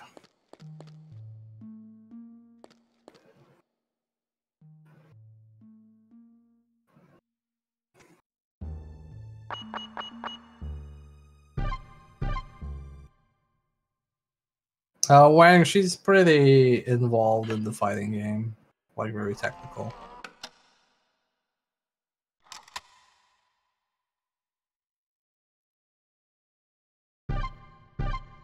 Oh, you just bring, yeah, you have to bring that to the other clocks first. Mm-hmm. Yeah. Ah, these chairs! These chairs are ruining my life. And we take the other card and just put it here. Yeah.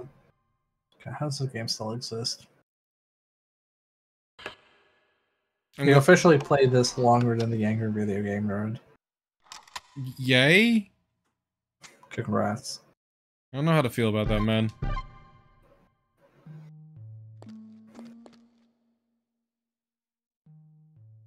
E2? Parasite E2. This definitely controls worse. It looks like the angles are worse. They are abysmal. Like that showcased it right there.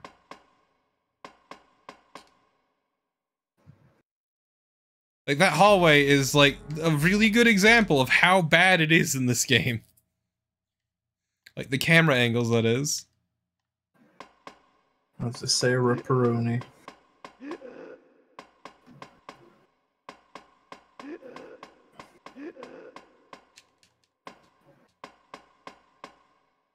Like how he just bounces down the stairs. It's so funny.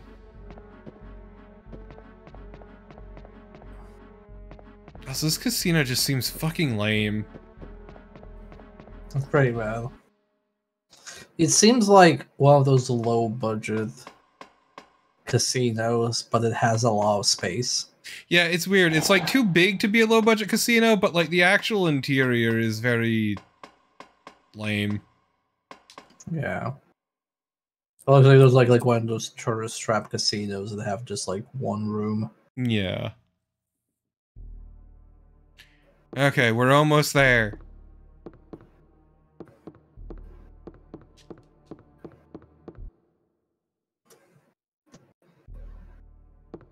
Not today. That's right, I forgot that I killed most of them. Are you... But not those two.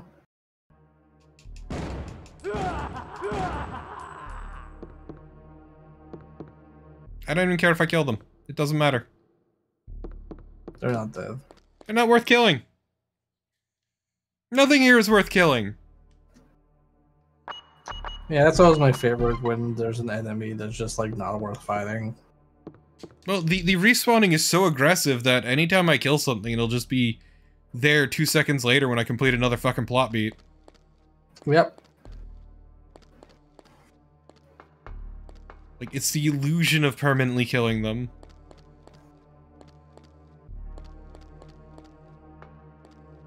It's like, yeah, they stay dead up until you finish another plot beat, and then it doesn't matter again.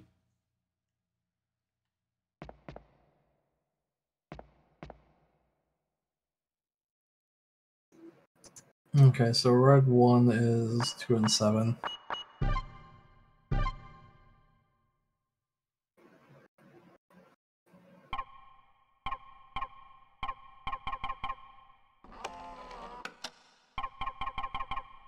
It's I and Vi.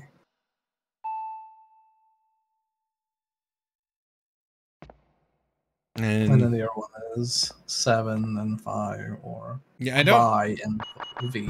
Yeah, I just don't know how you're supposed to fucking figure these out. You said 7 and 5?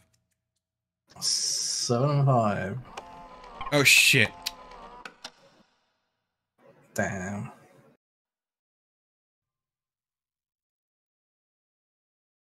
Just abusing time I think powers. this. I think this one we did figure out on our own. There was something that basically tells you.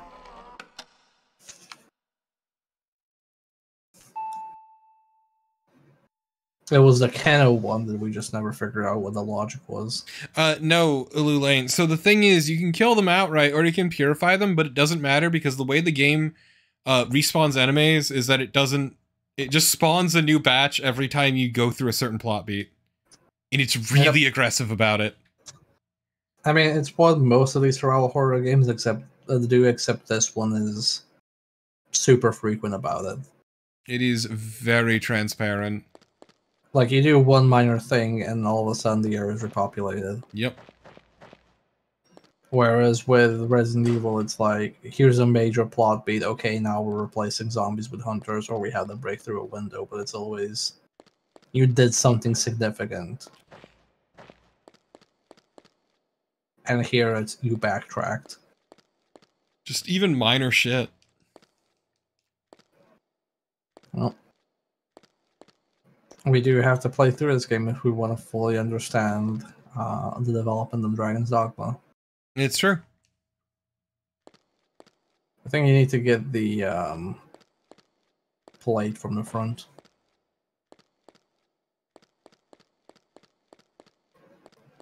God, these camera angles are so bad. That's right, I get 2 plates. No, you get 4. No, I get 1 which turns into 4. Yeah.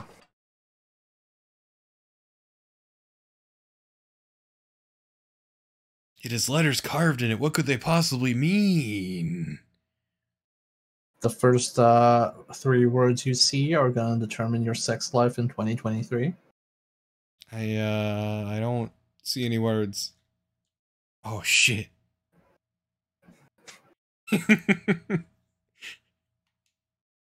Can't believe I've been owned.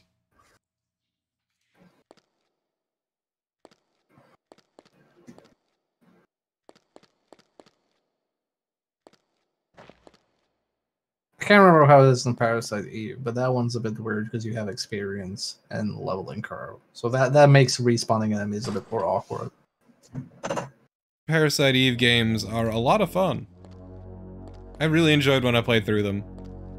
Yeah, shame you used up all of your good survival horror games credit. I know, I did a lot of the good survival horror games in a completely different time slot. It's real fucked. Mm-hmm. I'm glad I'm here to witness the bad survival horror time slot. I think you might have streamed this for longer than Resident Evil Remake. How long was it? Resident Evil Remake was like 3 streams, right?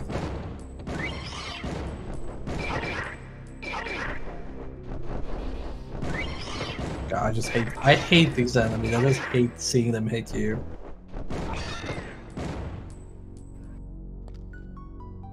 Defeated and deflated. God, they're just so miserable. There is like nothing redeeming about this enemy type.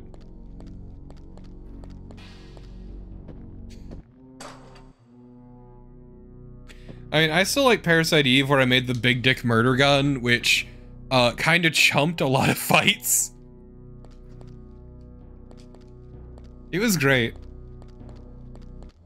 Did you unlock that door? Or is it locked? It's locked. I'll show it again. Okay, you need the event room key. It was really really fun ripping through the final boss. Also, man, looking at this, one other big thing that Resident Evil does well is when you have a key, the key is tied to a symbol, so you remember, oh, I need the, I don't know, the Helm emblem key. I mean, there's one I other don't thing. remember. Because, like, then you don't have to remember, like, oh, is this the event room, the attic room, the basement room, or whatever. I mean, I'd argue it also has good maps, which is kind of an issue in this game. Yeah, because at least one just basically goes, every room is completely uniquely decorated, so you remember them. Also, it had a good map. Also had a good map. That is a huge problem in this game, is how bad the maps are.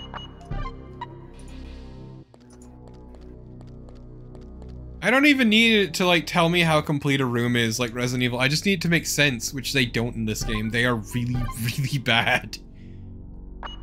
I cannot emphasize enough how bad the maps are in this game. Remember that one multi-floor area where we looked at the map and it was just a fucking mishmash of garbage? Mm-hmm. Get it?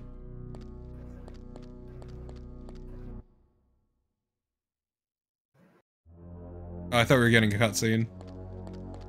I feel like that was my exact reaction last time we came here too, is like, wow, that took ever so slightly longer. We must have been getting a cutscene, but no. If only we were so lucky to get a cutscene. Yeah, we've still only seen one new cutscene. Yep. And we're like halfway through the game at this point. Well, almost halfway.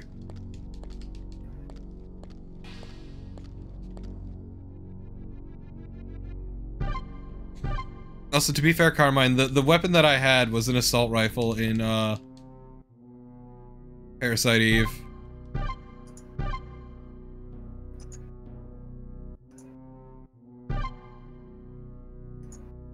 Oh, I am definitely not beating it today. God, no.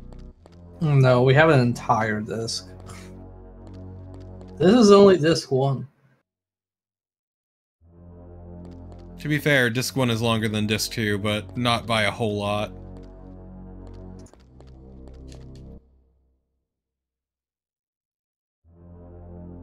Yeah, I think I used the M16 in, Parasite Eve 1. That I just modified the shit out of.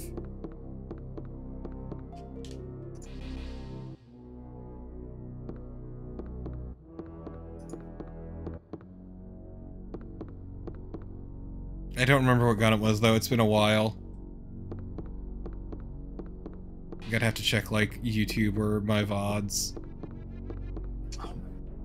You can buy Steam Deck keyboards on the Point Store in Steam. Couldn't you just... I know that. Oh, like skins? Yeah, skins for the keyboards. I didn't know that.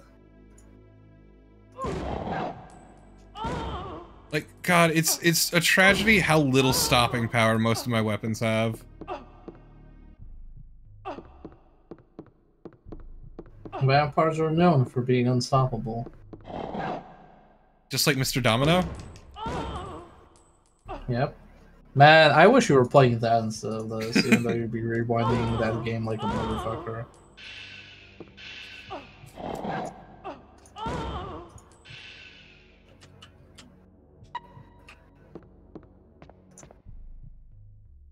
Yeah, Wang's a cool dude doing cool things who has a Steam Deck. Okay, so what am I looking at here? Garbage. Also, once again, I love that portrait on the right. It's pretty good. High quality. Ma'am, stop doing uncomfortable. Hmm? Sorry, I'm checking where Klonoa has anything on the Steam item shop that's cool, like an animated background. It's not, in fact. I don't think Bamco ever does those. I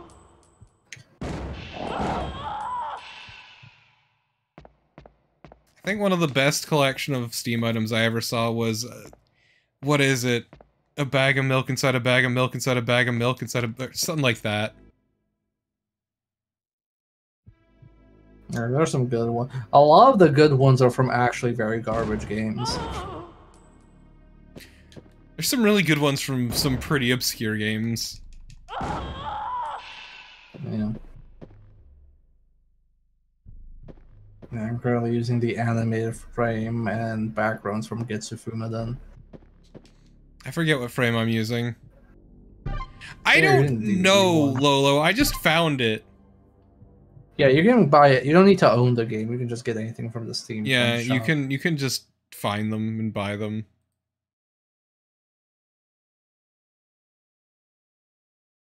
Also, I like how it used to be before. Oh, if you want, like the seasonal badge or something like that, like you had to like work your ass off on the sale events and doing the activities, and now they're just yeah, just buy them on the Steam Point shop. If you didn't get them, fuck it, we don't care.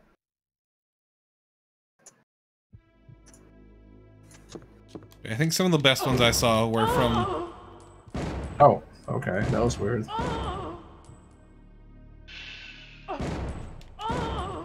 I guess it's piercing? Maybe that's the benefit of this gun? I don't fucking know, buddy. I mean, you hit all three with one bullet. If it wasn't piercing, I don't know how the hell that worked. Yeah, I'm making much better use of it in this run than I did in last run. Because you're mostly using it on the vampires, because who gives a shit about vampires? What do we got here? Fuck off! So what is your favorite tank-controlled survival horror? Of the ones that I've played, I would probably say...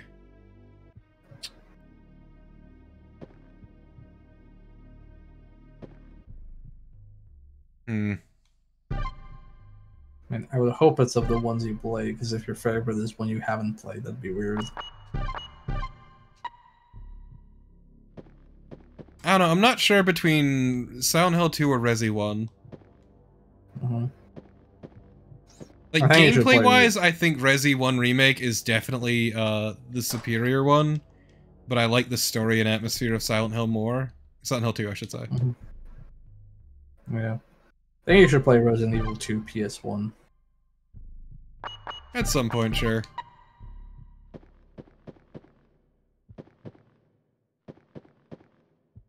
Palate cleanser after this fucking game.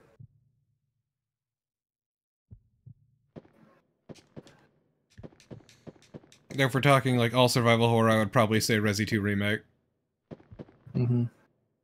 But that is just like in a class of its own. It's so fucking good. That's very good.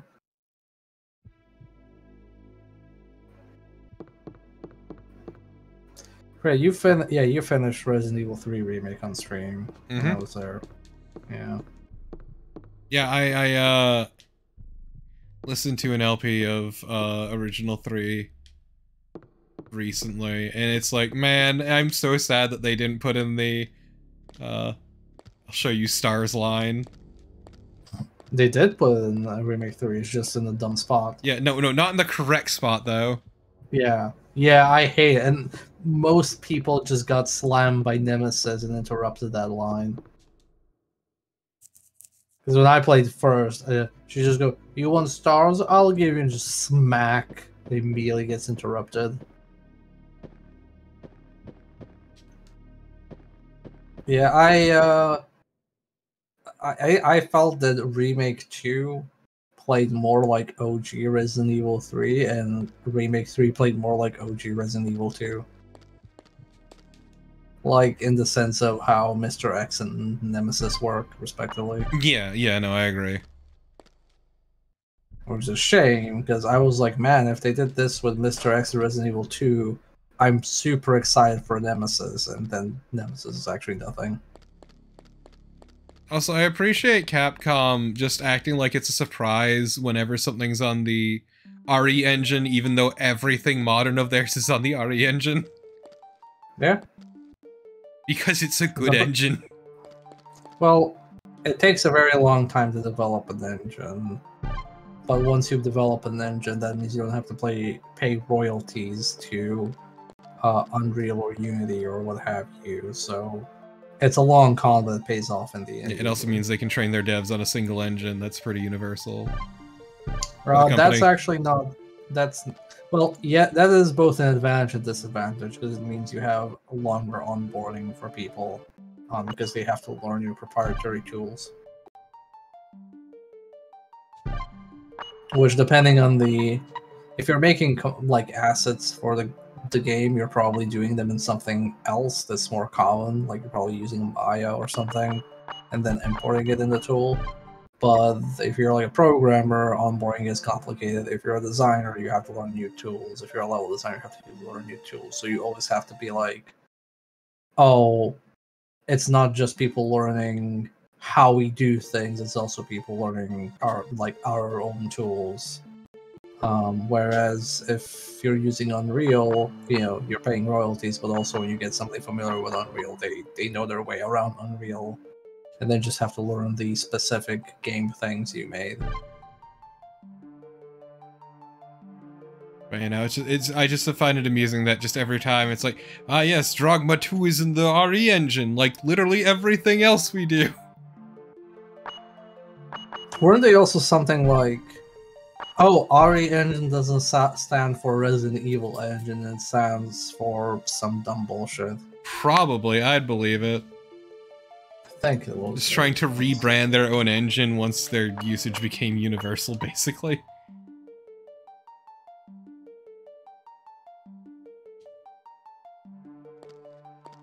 Man, I still remember the PS2 with the Emotion engine.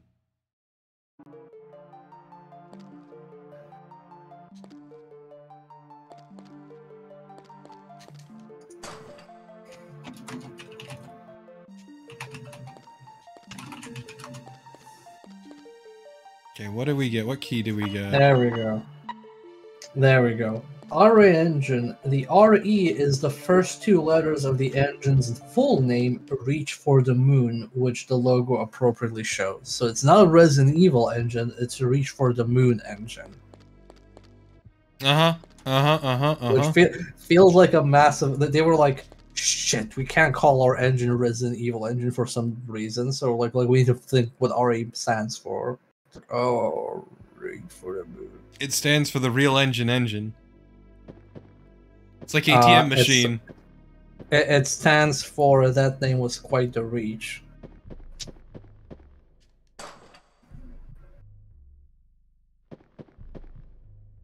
Okay, yeah, so I know exactly what I need to do here, and it's gonna be a pain in the ass.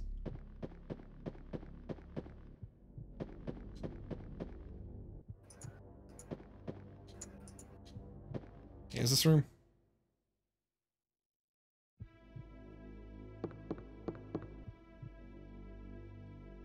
Because, yeah, we need to activate the event room, and then we'll have to come all the way back here on a timer.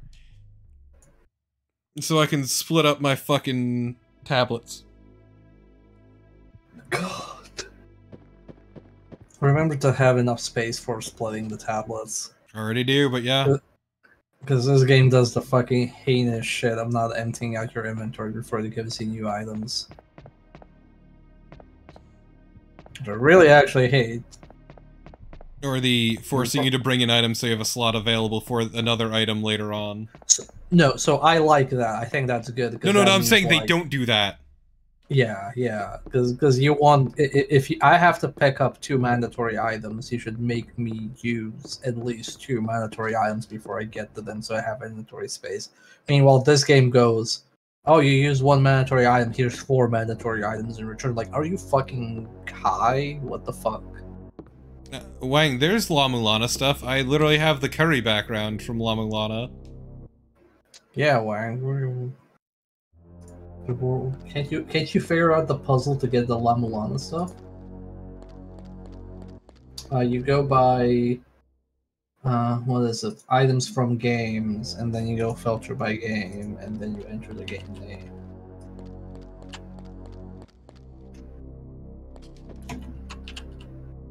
Granted, I got my La Mulana stuff through card trading, but still, you can get any of those items now on the point store. Yeah, there's a curry emote, and there's backgrounds, and there's a skeleton.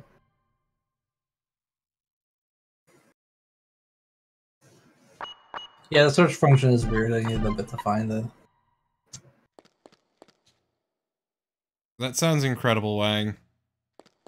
Recent reviews for La Mulana 2 are getting bombed because people can't solve puzzles. That they can look up a fucking guide, I guess. I mean, a big point of La Mulana is that the puzzles are hard. Harder than your normal Metroidvania.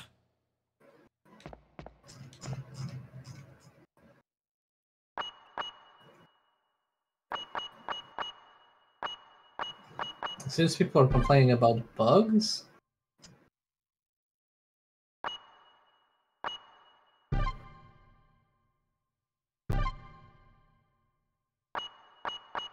Music score for Oregon. Okay, let's see.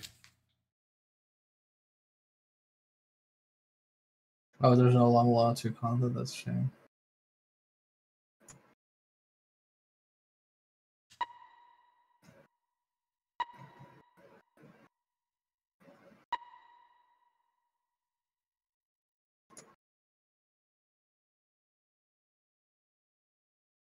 Wow, Wang, you use Steam messaging?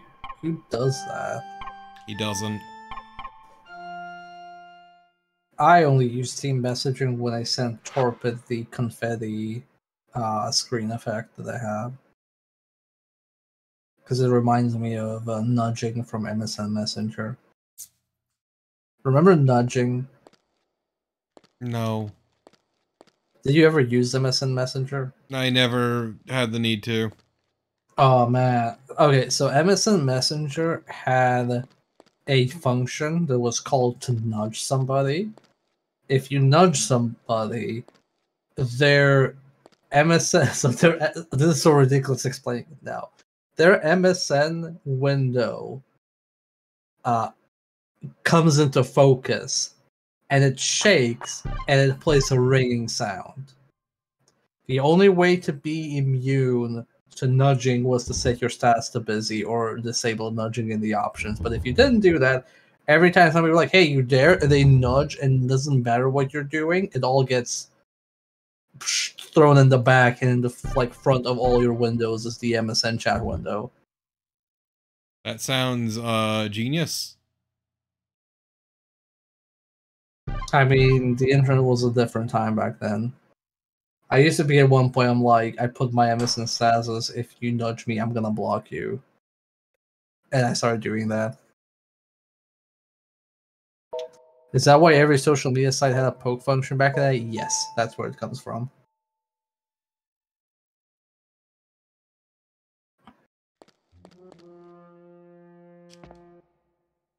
Okay, yeah, I'm glad I remembered exactly what this is. No! And the nudging, it wasn't just like a ring, like ding ding. It was like You're bleedingly old loud. school. It was like old school alarm clock that you wind up ringing, like. Drrr.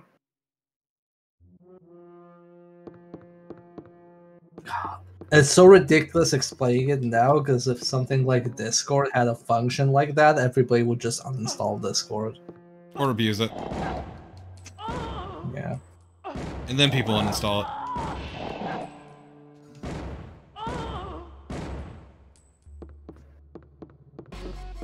Ma'am, come the fuck at me. Can't get these buns.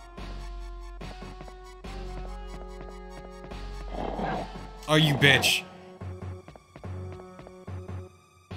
Also, technically people can do this on Discord, but back at MSN, people would do stuff like add like 100 people to a group chat because they have 100 people on their friends list and just add everybody. You couldn't do anything about it. You just had to manually leave every time. Yeah, because once upon a time, all my friends were actually in real life, and then I stopped having real life friends, and here I am now. Well, jokes on your real life friends that you don't have anymore. Nobody has real life friends anymore since the plague. It's true. But also, my friends at that time were fucking terrible, so...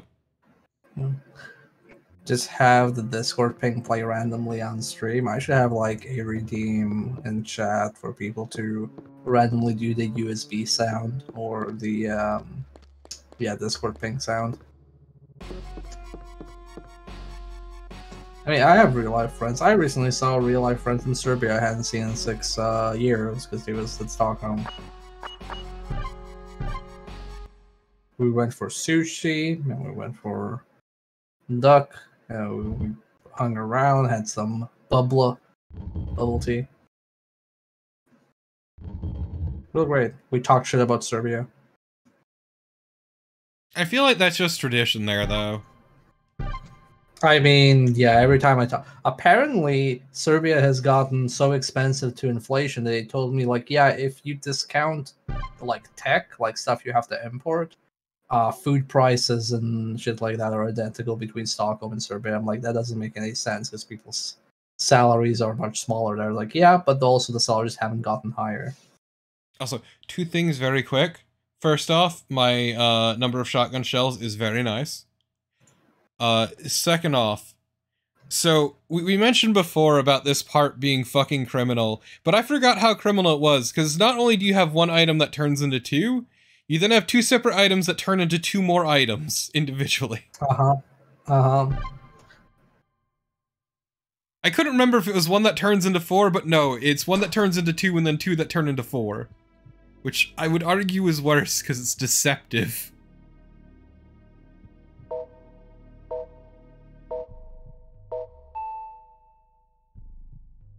Yeah, it's a lot, Marathian.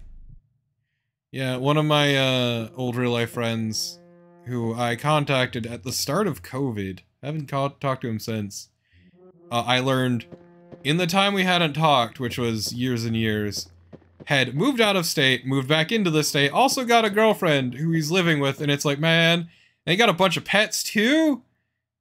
It's like, man, Oh, yeah. you got a lot more going on in your life. Yeah, a pretty good friend of mine that I saw when I was in Serbia last time, so like 6 months ago. They're just like, wait, is that like a wedding ring you're wearing? Like, oh yeah, I got married like a month ago. I was like, wait, what? Because I'm not on Facebook, so I don't like read anyone's updates anymore. So I'm just, oh, okay, well, I guess that happened. I didn't expect that. I didn't even realize your relationship was that like far ahead. It's in the back, I think. Yeah, I didn't see it back here. No? Rewind? Isn't this one like really weird? Forgot if so I couldn't remember which room it was in. I couldn't remember if it was at the end of the hallway or if it was in the middle, but I thought it was in the middle. It is. Yeah, I think this one was mean. Just, it was very mean. Yeah, because it's outside. I think it's like straight ahead. No. Yeah, it's behind those couches. Yeah. No, go behind you. Yeah. No. Behind the sofas, the red ones, like on the right. Right of the screen. Oh, that's right. Yeah, there it is. They hide it off screen, and also it is actually very hard to get into that spot.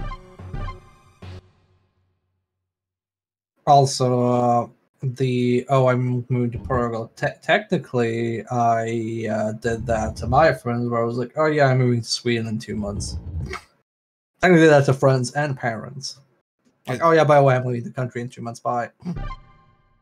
Because yeah, like the person I mentioned before was like one of my closest friends for a long time since childhood, and we barely talk now. It's great, because for a while they just went completely dark out of the blue.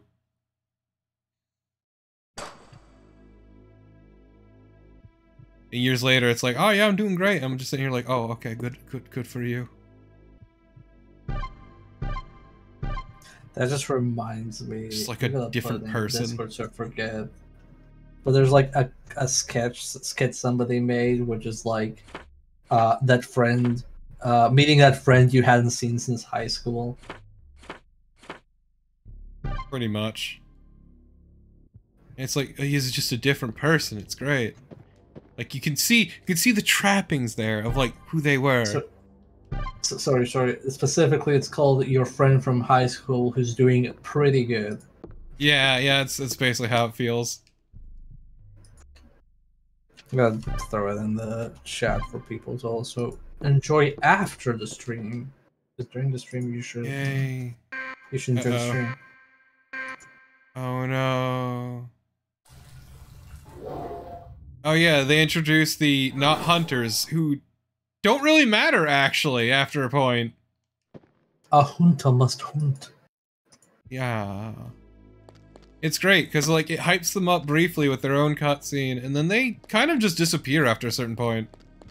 I mean, they use a cutscene for every enemy they've introduced so far. True. It's just these ones are weird because they just stop existing. I mean, same. Yeah, we're just stop existing, chat. #relatable.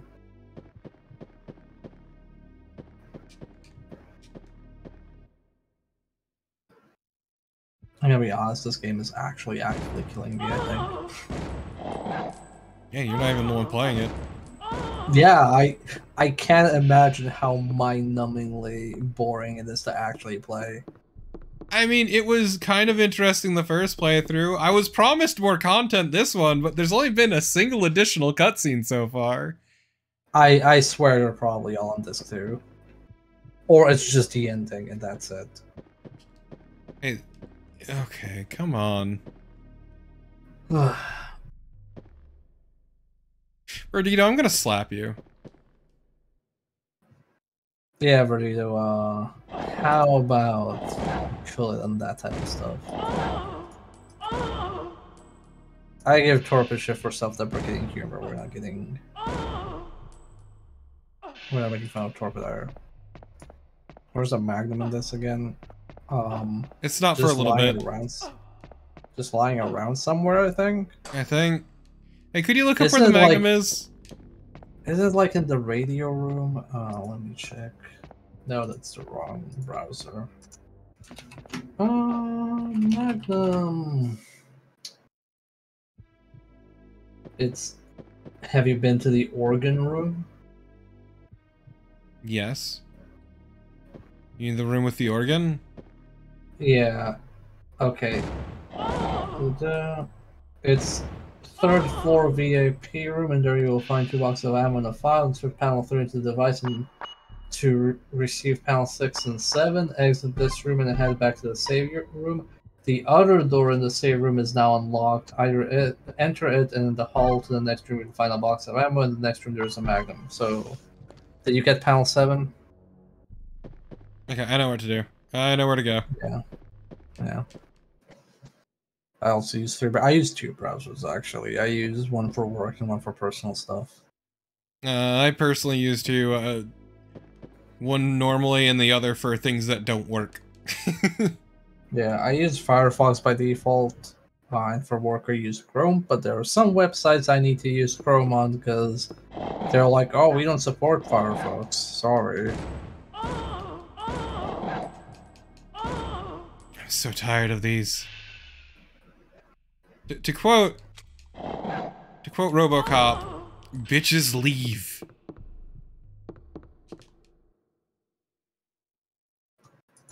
The single most powerful fucking line in that film.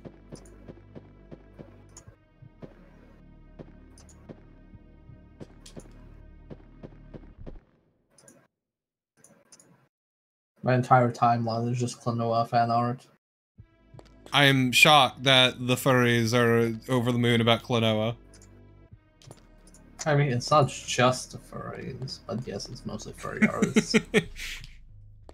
Furry or Sonic artists. Okay, yes. Okay, yes, I'll give you that one, yeah.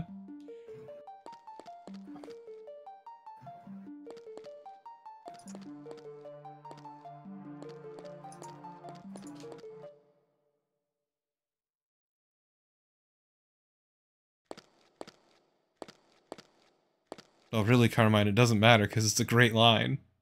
With a fantastic read.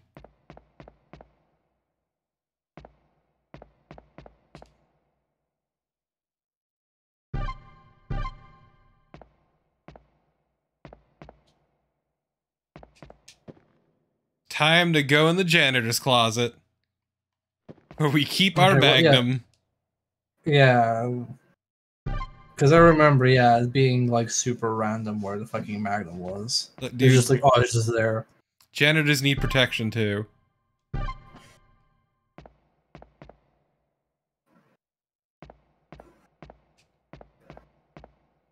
I like this fucking item on a pedestal.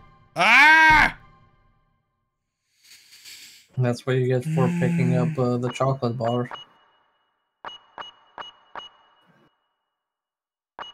You could just rewind as well. Also, we're back to the same question from the previous playthrough. Why am I carrying the pistol? Yeah, Yes. why are you even carrying the pistol? Yeah, we've officially reached the point where I don't need the pistol. I have 69 shotgun ammo. So one thing I think is actually fucked up about this game is because it has so much inventory space, you're less inventory managing, so you're more likely to have it full in inconvenient ways. It's not like Resident Evil where you have 8 slots and you're like, oh, okay, I'm gonna like drop this now. It's how many is it? It's 12, slots. Yeah, so you're more like not caring until it's actually full. It doesn't help that they have a really bad habit of bloating your fucking inventory with garbage. Yes. Because, like, you have a lot of space, so they don't need to care as much. This definitely feels like they played through Resident Evil once, made notes, and then left it there. They didn't actually question why are things like this. Because, like, Resident Evil made a point for there to be, like, a very delicate balance with the inventory management. Yeah.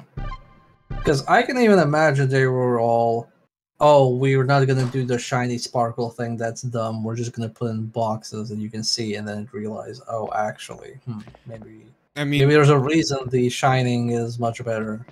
I mean, we mentioned it before too, but it also feels like they had to like move a bunch of shit around and shuffle a bunch of shit, which is part of why there are like boxes everywhere, even for plot items. Yes.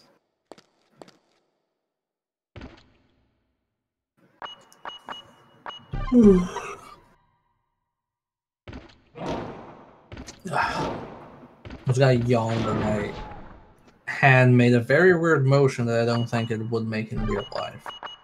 Because its hand tracking is very not reliable. Yeah, it's hand tracking for you. I mean, I was warned ahead of time by Caliph that the thing that scans the hands is very janky for how much money they ask for, and he was in fact correct. It is extremely fucking janky. But at least I can wave to people. Hello. I know you really want to finish Disc 3, but it's much longer than... Oh, I know it's a lot longer. It's like, I'm trying to figure out if there is a save point after the next puzzle, but you know what? It's not worth caring about. Yeah, I think you should stop here. Yeah, same. God, we're gonna do 2 more streams of this shit. Nah, we should be able to rip through it.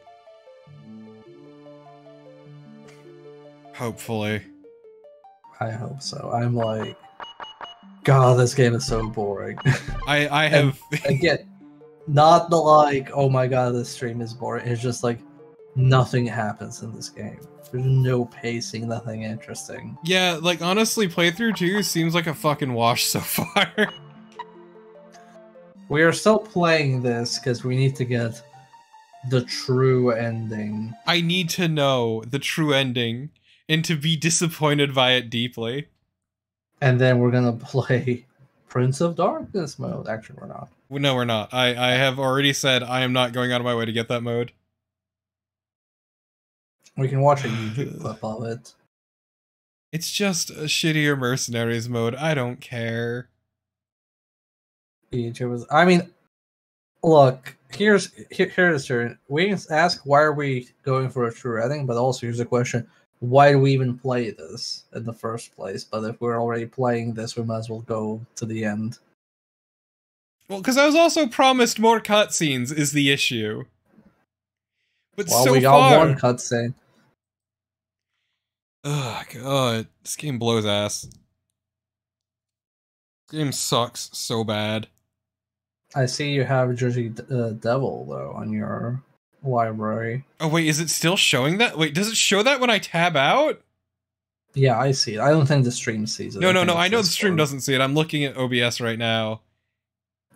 I see Jersey Devil and Hell Knight and Frogger. Yeah, so Bear, what you're seeing is my entire PSX library of shit I have downloaded. Speaking of which, there's probably going to be a change of plans for Tuesday. Oh. Because a translation I wasn't expecting to get released is likely getting released on Monday, according to Hilltop. What obscure Japanese grindy JRPG? It's not a JRPG. It's cinematic. What is it? I don't remember the name. I would have to check Hilltop. I like it. You're like, oh my god, they translated the thing. I'm so excited, and then it's probably an average game. It's like probably. It is actually an official Sony game. It's Aconcagua. I have no clue what the fuck that is. It is it's coming out soon. It's great. Cause yeah, I follow Hilltop on Twitter and just announced that out of the blue that, hey, yeah, we're doing a release on Monday, and it's like,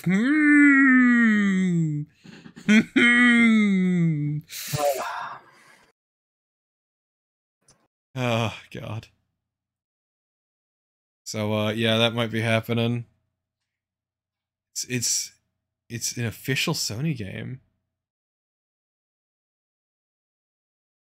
That doesn't mean anything. It's big, it's cinematic.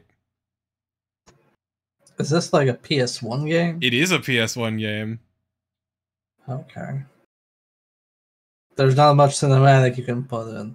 You know what people should fucking translate? What? They should translate that bomb defusal FMV game where you're defusing bombs out of fucking like breakfasts and railway signs and shit like that.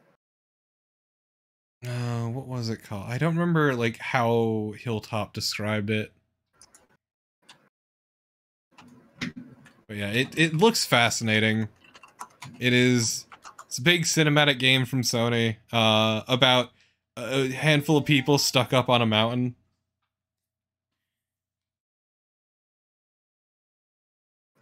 And it looks really neat.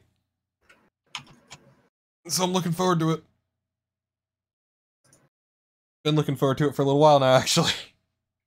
There we go. Suzuki Bakuhatsu for PlayStation. That's what people should translate. But that or Sega Gaga. Okay, but been holding out for that Sega Gaga one for a long time. I mean, it is the Bloodborne on PC of fan translations. It really is. It is the holy grail. We're never getting it. I don't know why we're never getting it, but we're never getting it. It's the holy grail. It's true. Just putting on music while we shoot the shit. Yeah. But yeah, I think you can actually play Suzuki Bakuhatsu without a translation for most part. Like, I've seen people brute force it, but it's a pretty funny game. Also, a weird thing about that Sony game, if memory serves, a lot of the actual voice work is in English. I mean, we mentioned this before, but a lot of games, they did voice acting in English because in Japanese it sounds cool and then you don't have to pay additional voice acting. Well, it never went anywhere. It doesn't matter, because like you do it even for games that have the prospect of being localized but aren't localized. That's why you have a lot of Japanese-only games with English voice acting, because they didn't know whether it was going to get localized, but in case it did, it was better to do it in English. It's also cool. English is cool. Yes. English is cool. That's why so many languages use English mixed in with the regular language. It's cool and exotic. Oh god. I wouldn't go that far.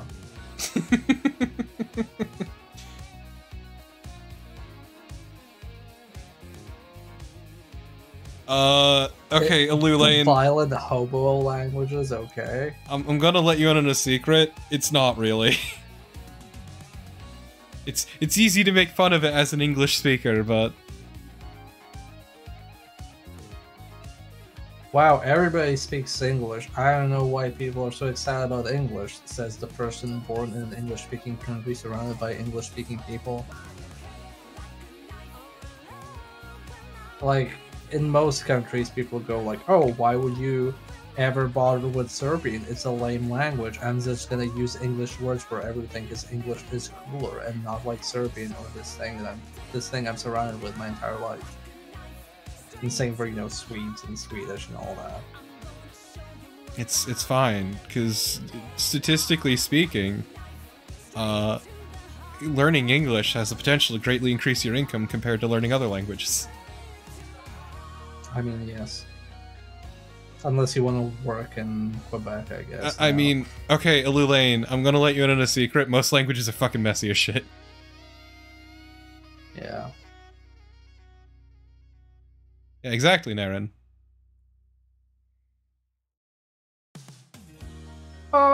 I would argue that English has an issue of spelling making zero. Oh, fucking it sense. is inconsistent as shit, but that's because we love loan words. Also, things like how English doesn't have gender in a lot of its construction. So, like the some languages have gendered verbs. Which is a whole English is different not. problem. Yeah. So there's a lot of things there.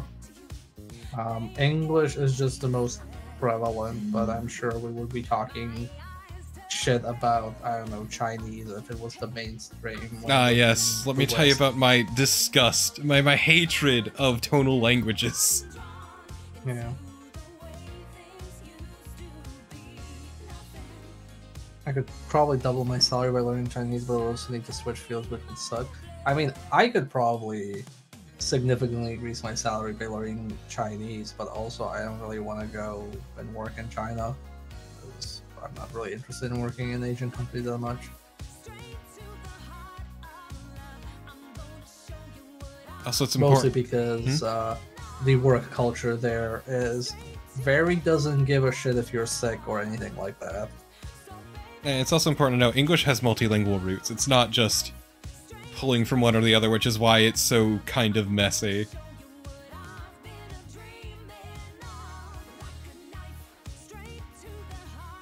It's basically the result of one messy orgy of at least 3 different languages. I mean, I'm gonna low when you allow languages like that.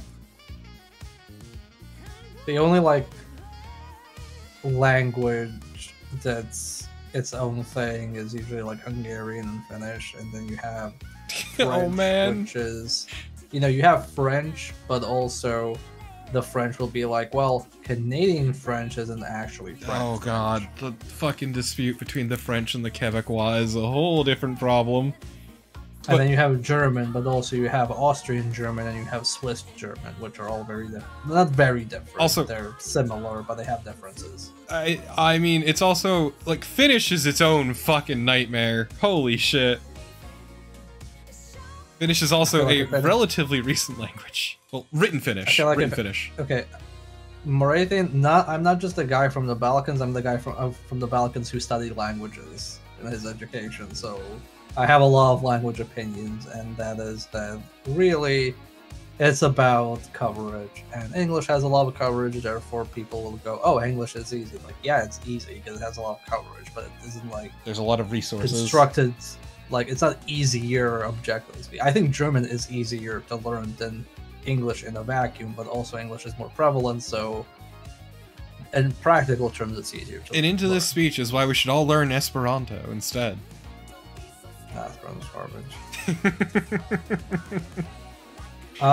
There is a sort of Slavic Esperanto, which actually has practical uses, because it takes similarities between Slavic languages, so that if, for example, I were to communicate with somebody from Russia, we could both use that Slavic version of Esperanto because it's similar enough to both of our languages, but it has like a midway point which makes it easier for us to understand each other. Also, 'Cause, like, Russian and Serbian aren't actually super similar, but they are similar-ish. Like, they have overlap for some things. yes, Tyrion, where you start also changes a lot. When it comes to language learning.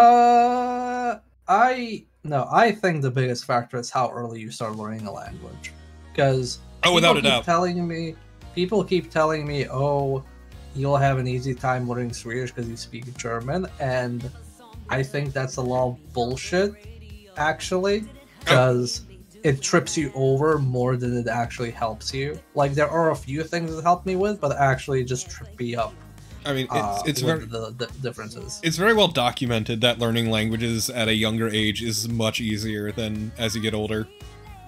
Yeah, because I learned German and English when I was like like 7 and 8. So it's much easier to like learn a language when you're younger. But when you're older, you actually have to like study, like proper sit down and study, which takes a lot of time and energy, and it's actually hard.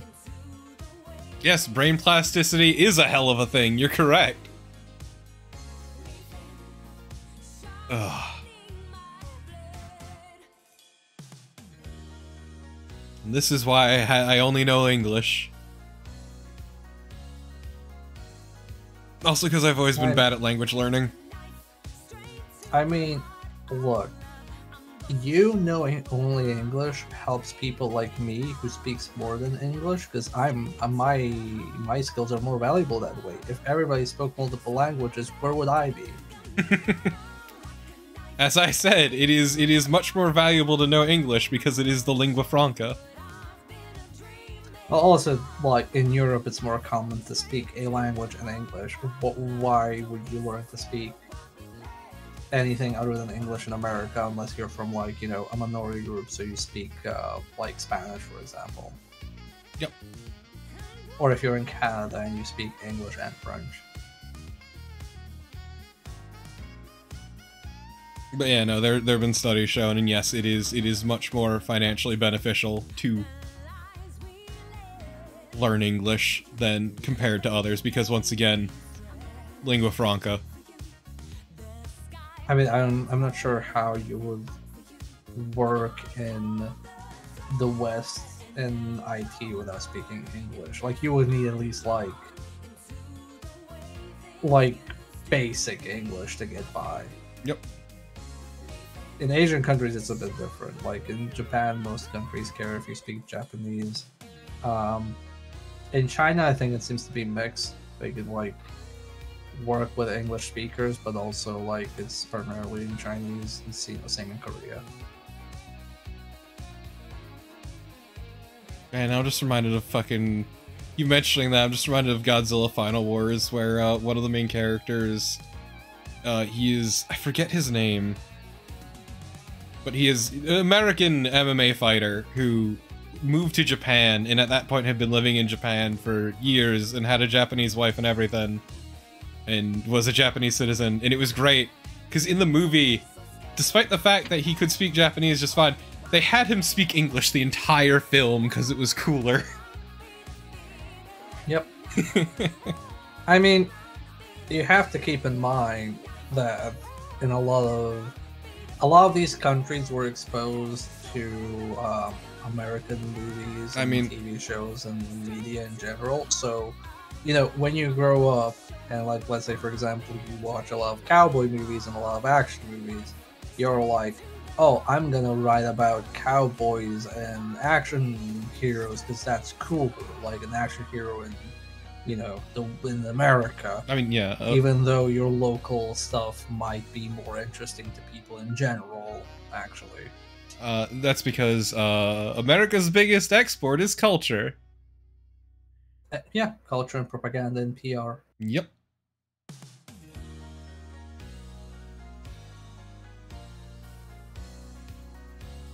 Although, shoutouts to German and how sometimes a Japanese anime will just have German random terms fucking for no German. Reason. Yeah, for no God. no reason other than it sounds cool. They have a fucking obsession with gratuitous German. It's great. I can't remember the name of it, but there was a manga that named every single chapter after a Rammstein song. No, that's good though. God. No, oh god. Gratuitous German is such a problem in anime, it's great.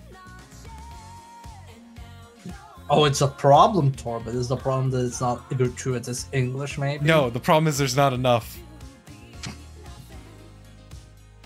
Yeah, okay, no, let's not talk about that character, Carnival. Let's not. But let's appreciate that German and anime gave us Komm süßer Tod, and everybody's like, oh man, this is just a happy sounding song. I wonder what the name actually means. Let me go into Google Translate. Oh, okay. It's great. It's such a wonderful, absolutely miserable song. I love Rammstein discussions during high school, like during my high school times, where people would be like, "Yeah, German's kind of like a very unmelodic garbage language. Like it sounds really bad. I can't even imagine like German music sounds disgusting. The only way I can imagine German music is if it's Rammstein. That's the only time it makes sense." I'm like, "What the fuck are you talking about?" German sounds perfectly fine. German, it's like, man, German songs are so weird. It's like, don't you remember 99 Luftballons? The song's fucking great. That song is so good.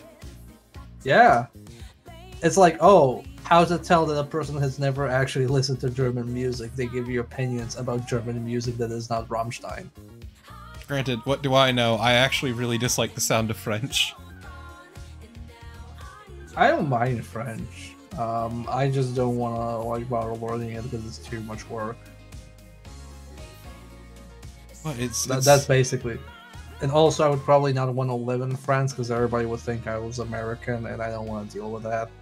But French, it's nice and standardized and everything, and they feel the need to have a new word for everything. It's not standardized. It's like there's what like I think I cannot remember the exact number, but my friends who studied French, who took French like for my class, they had a book that was something like I think 2,000 or 4,000 French irregular verbs, and you know, when your irregular verb count goes into the thousands, I think we're starting to stretch the definition of irregular. You're not wrong, that's basically verbs you have to like learn how they change for like how their form changes like without any logic. They're like exceptions. But yes, Lulaine, you're right, sure. I don't know. I still like, oh man. The French... Just reminded of Quebecois putting, going to... a law that's going to be probably put under the books. It's currently going through legislation about how if you've lived in Quebec for 6 months, you then have to use all emergency services in French. Yep. It's gonna fuck with people who work in the games industry, because let me tell you, when your turnover rate for a company is like 2 years, you move a lot, and you probably move countries at least a few times. You're not gonna go to a country that's like, oh, you need to learn our language, otherwise you're fucked. It's like, well, I don't know if I'm staying here for like more than one project. Why am I gonna go through this? Fuck that. It's also specifically, yeah, learning a language in 6 months. So it's harder to learn languages as you're an adult. I cannot figure out a scenario where even if you're like full time 6 months learning a language, that you would get that far. That is like so much time, and presumably if you move to work there, you're doing it in your spare time, so you're not getting there.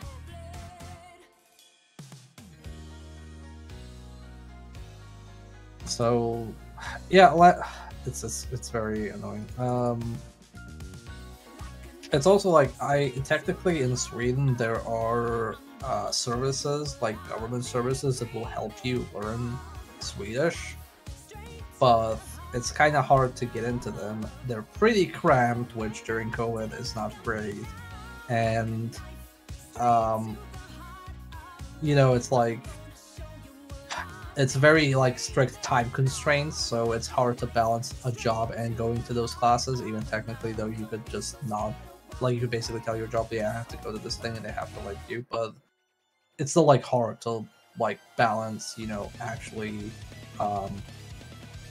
you know, getting enough money and supply, like basically having an income and also having the time to learn a language. Thank you, Ardito. Thank you.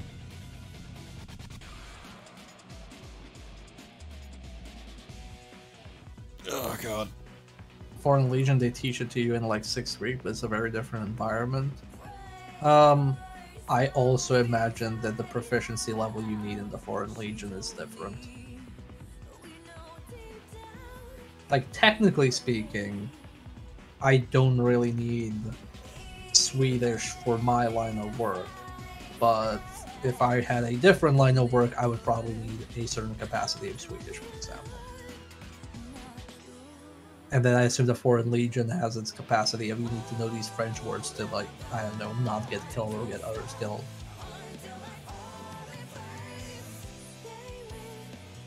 Language sucks. We should abolish all languages.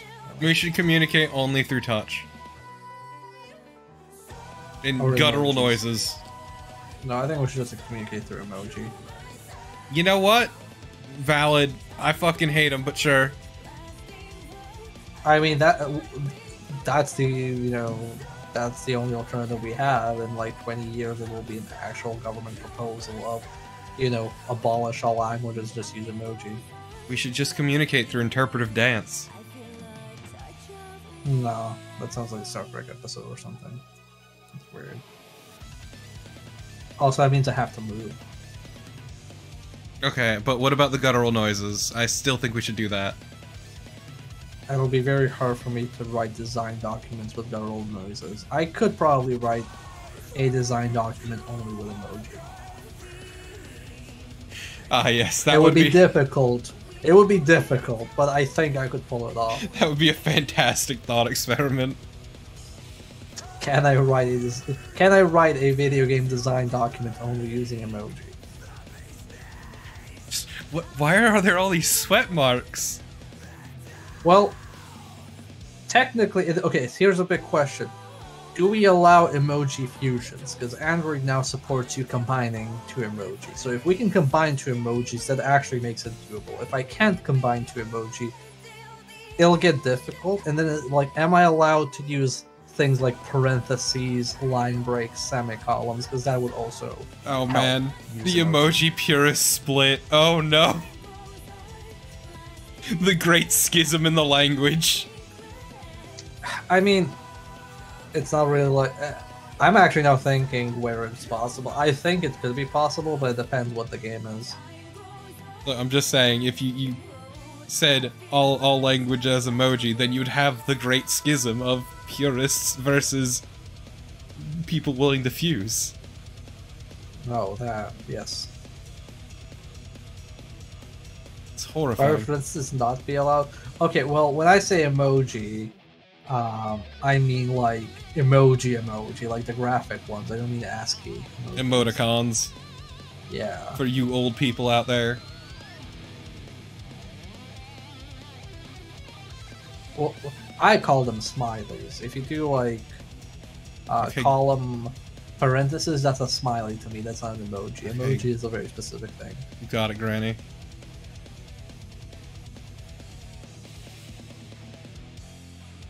This is an emoji. That said, I think we should probably call it here. We are rambling a lot at this point.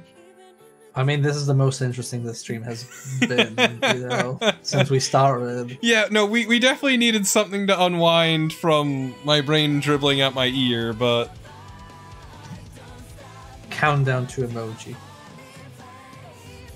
yeah, I think we'll call it here. We've gone on enough. So in the meantime, I hope y'all had fun, because I might have.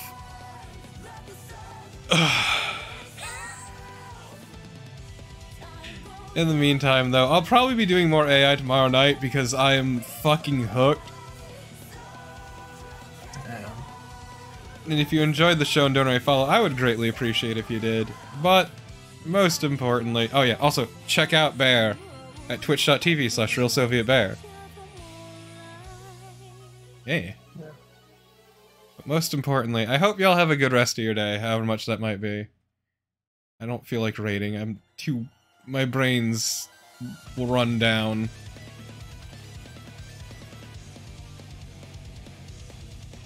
So yeah, I hope y'all have a good one. Yeah, no problem, Carmine. It's been. Winsby at your back, chat. Later, folks. Have a good one.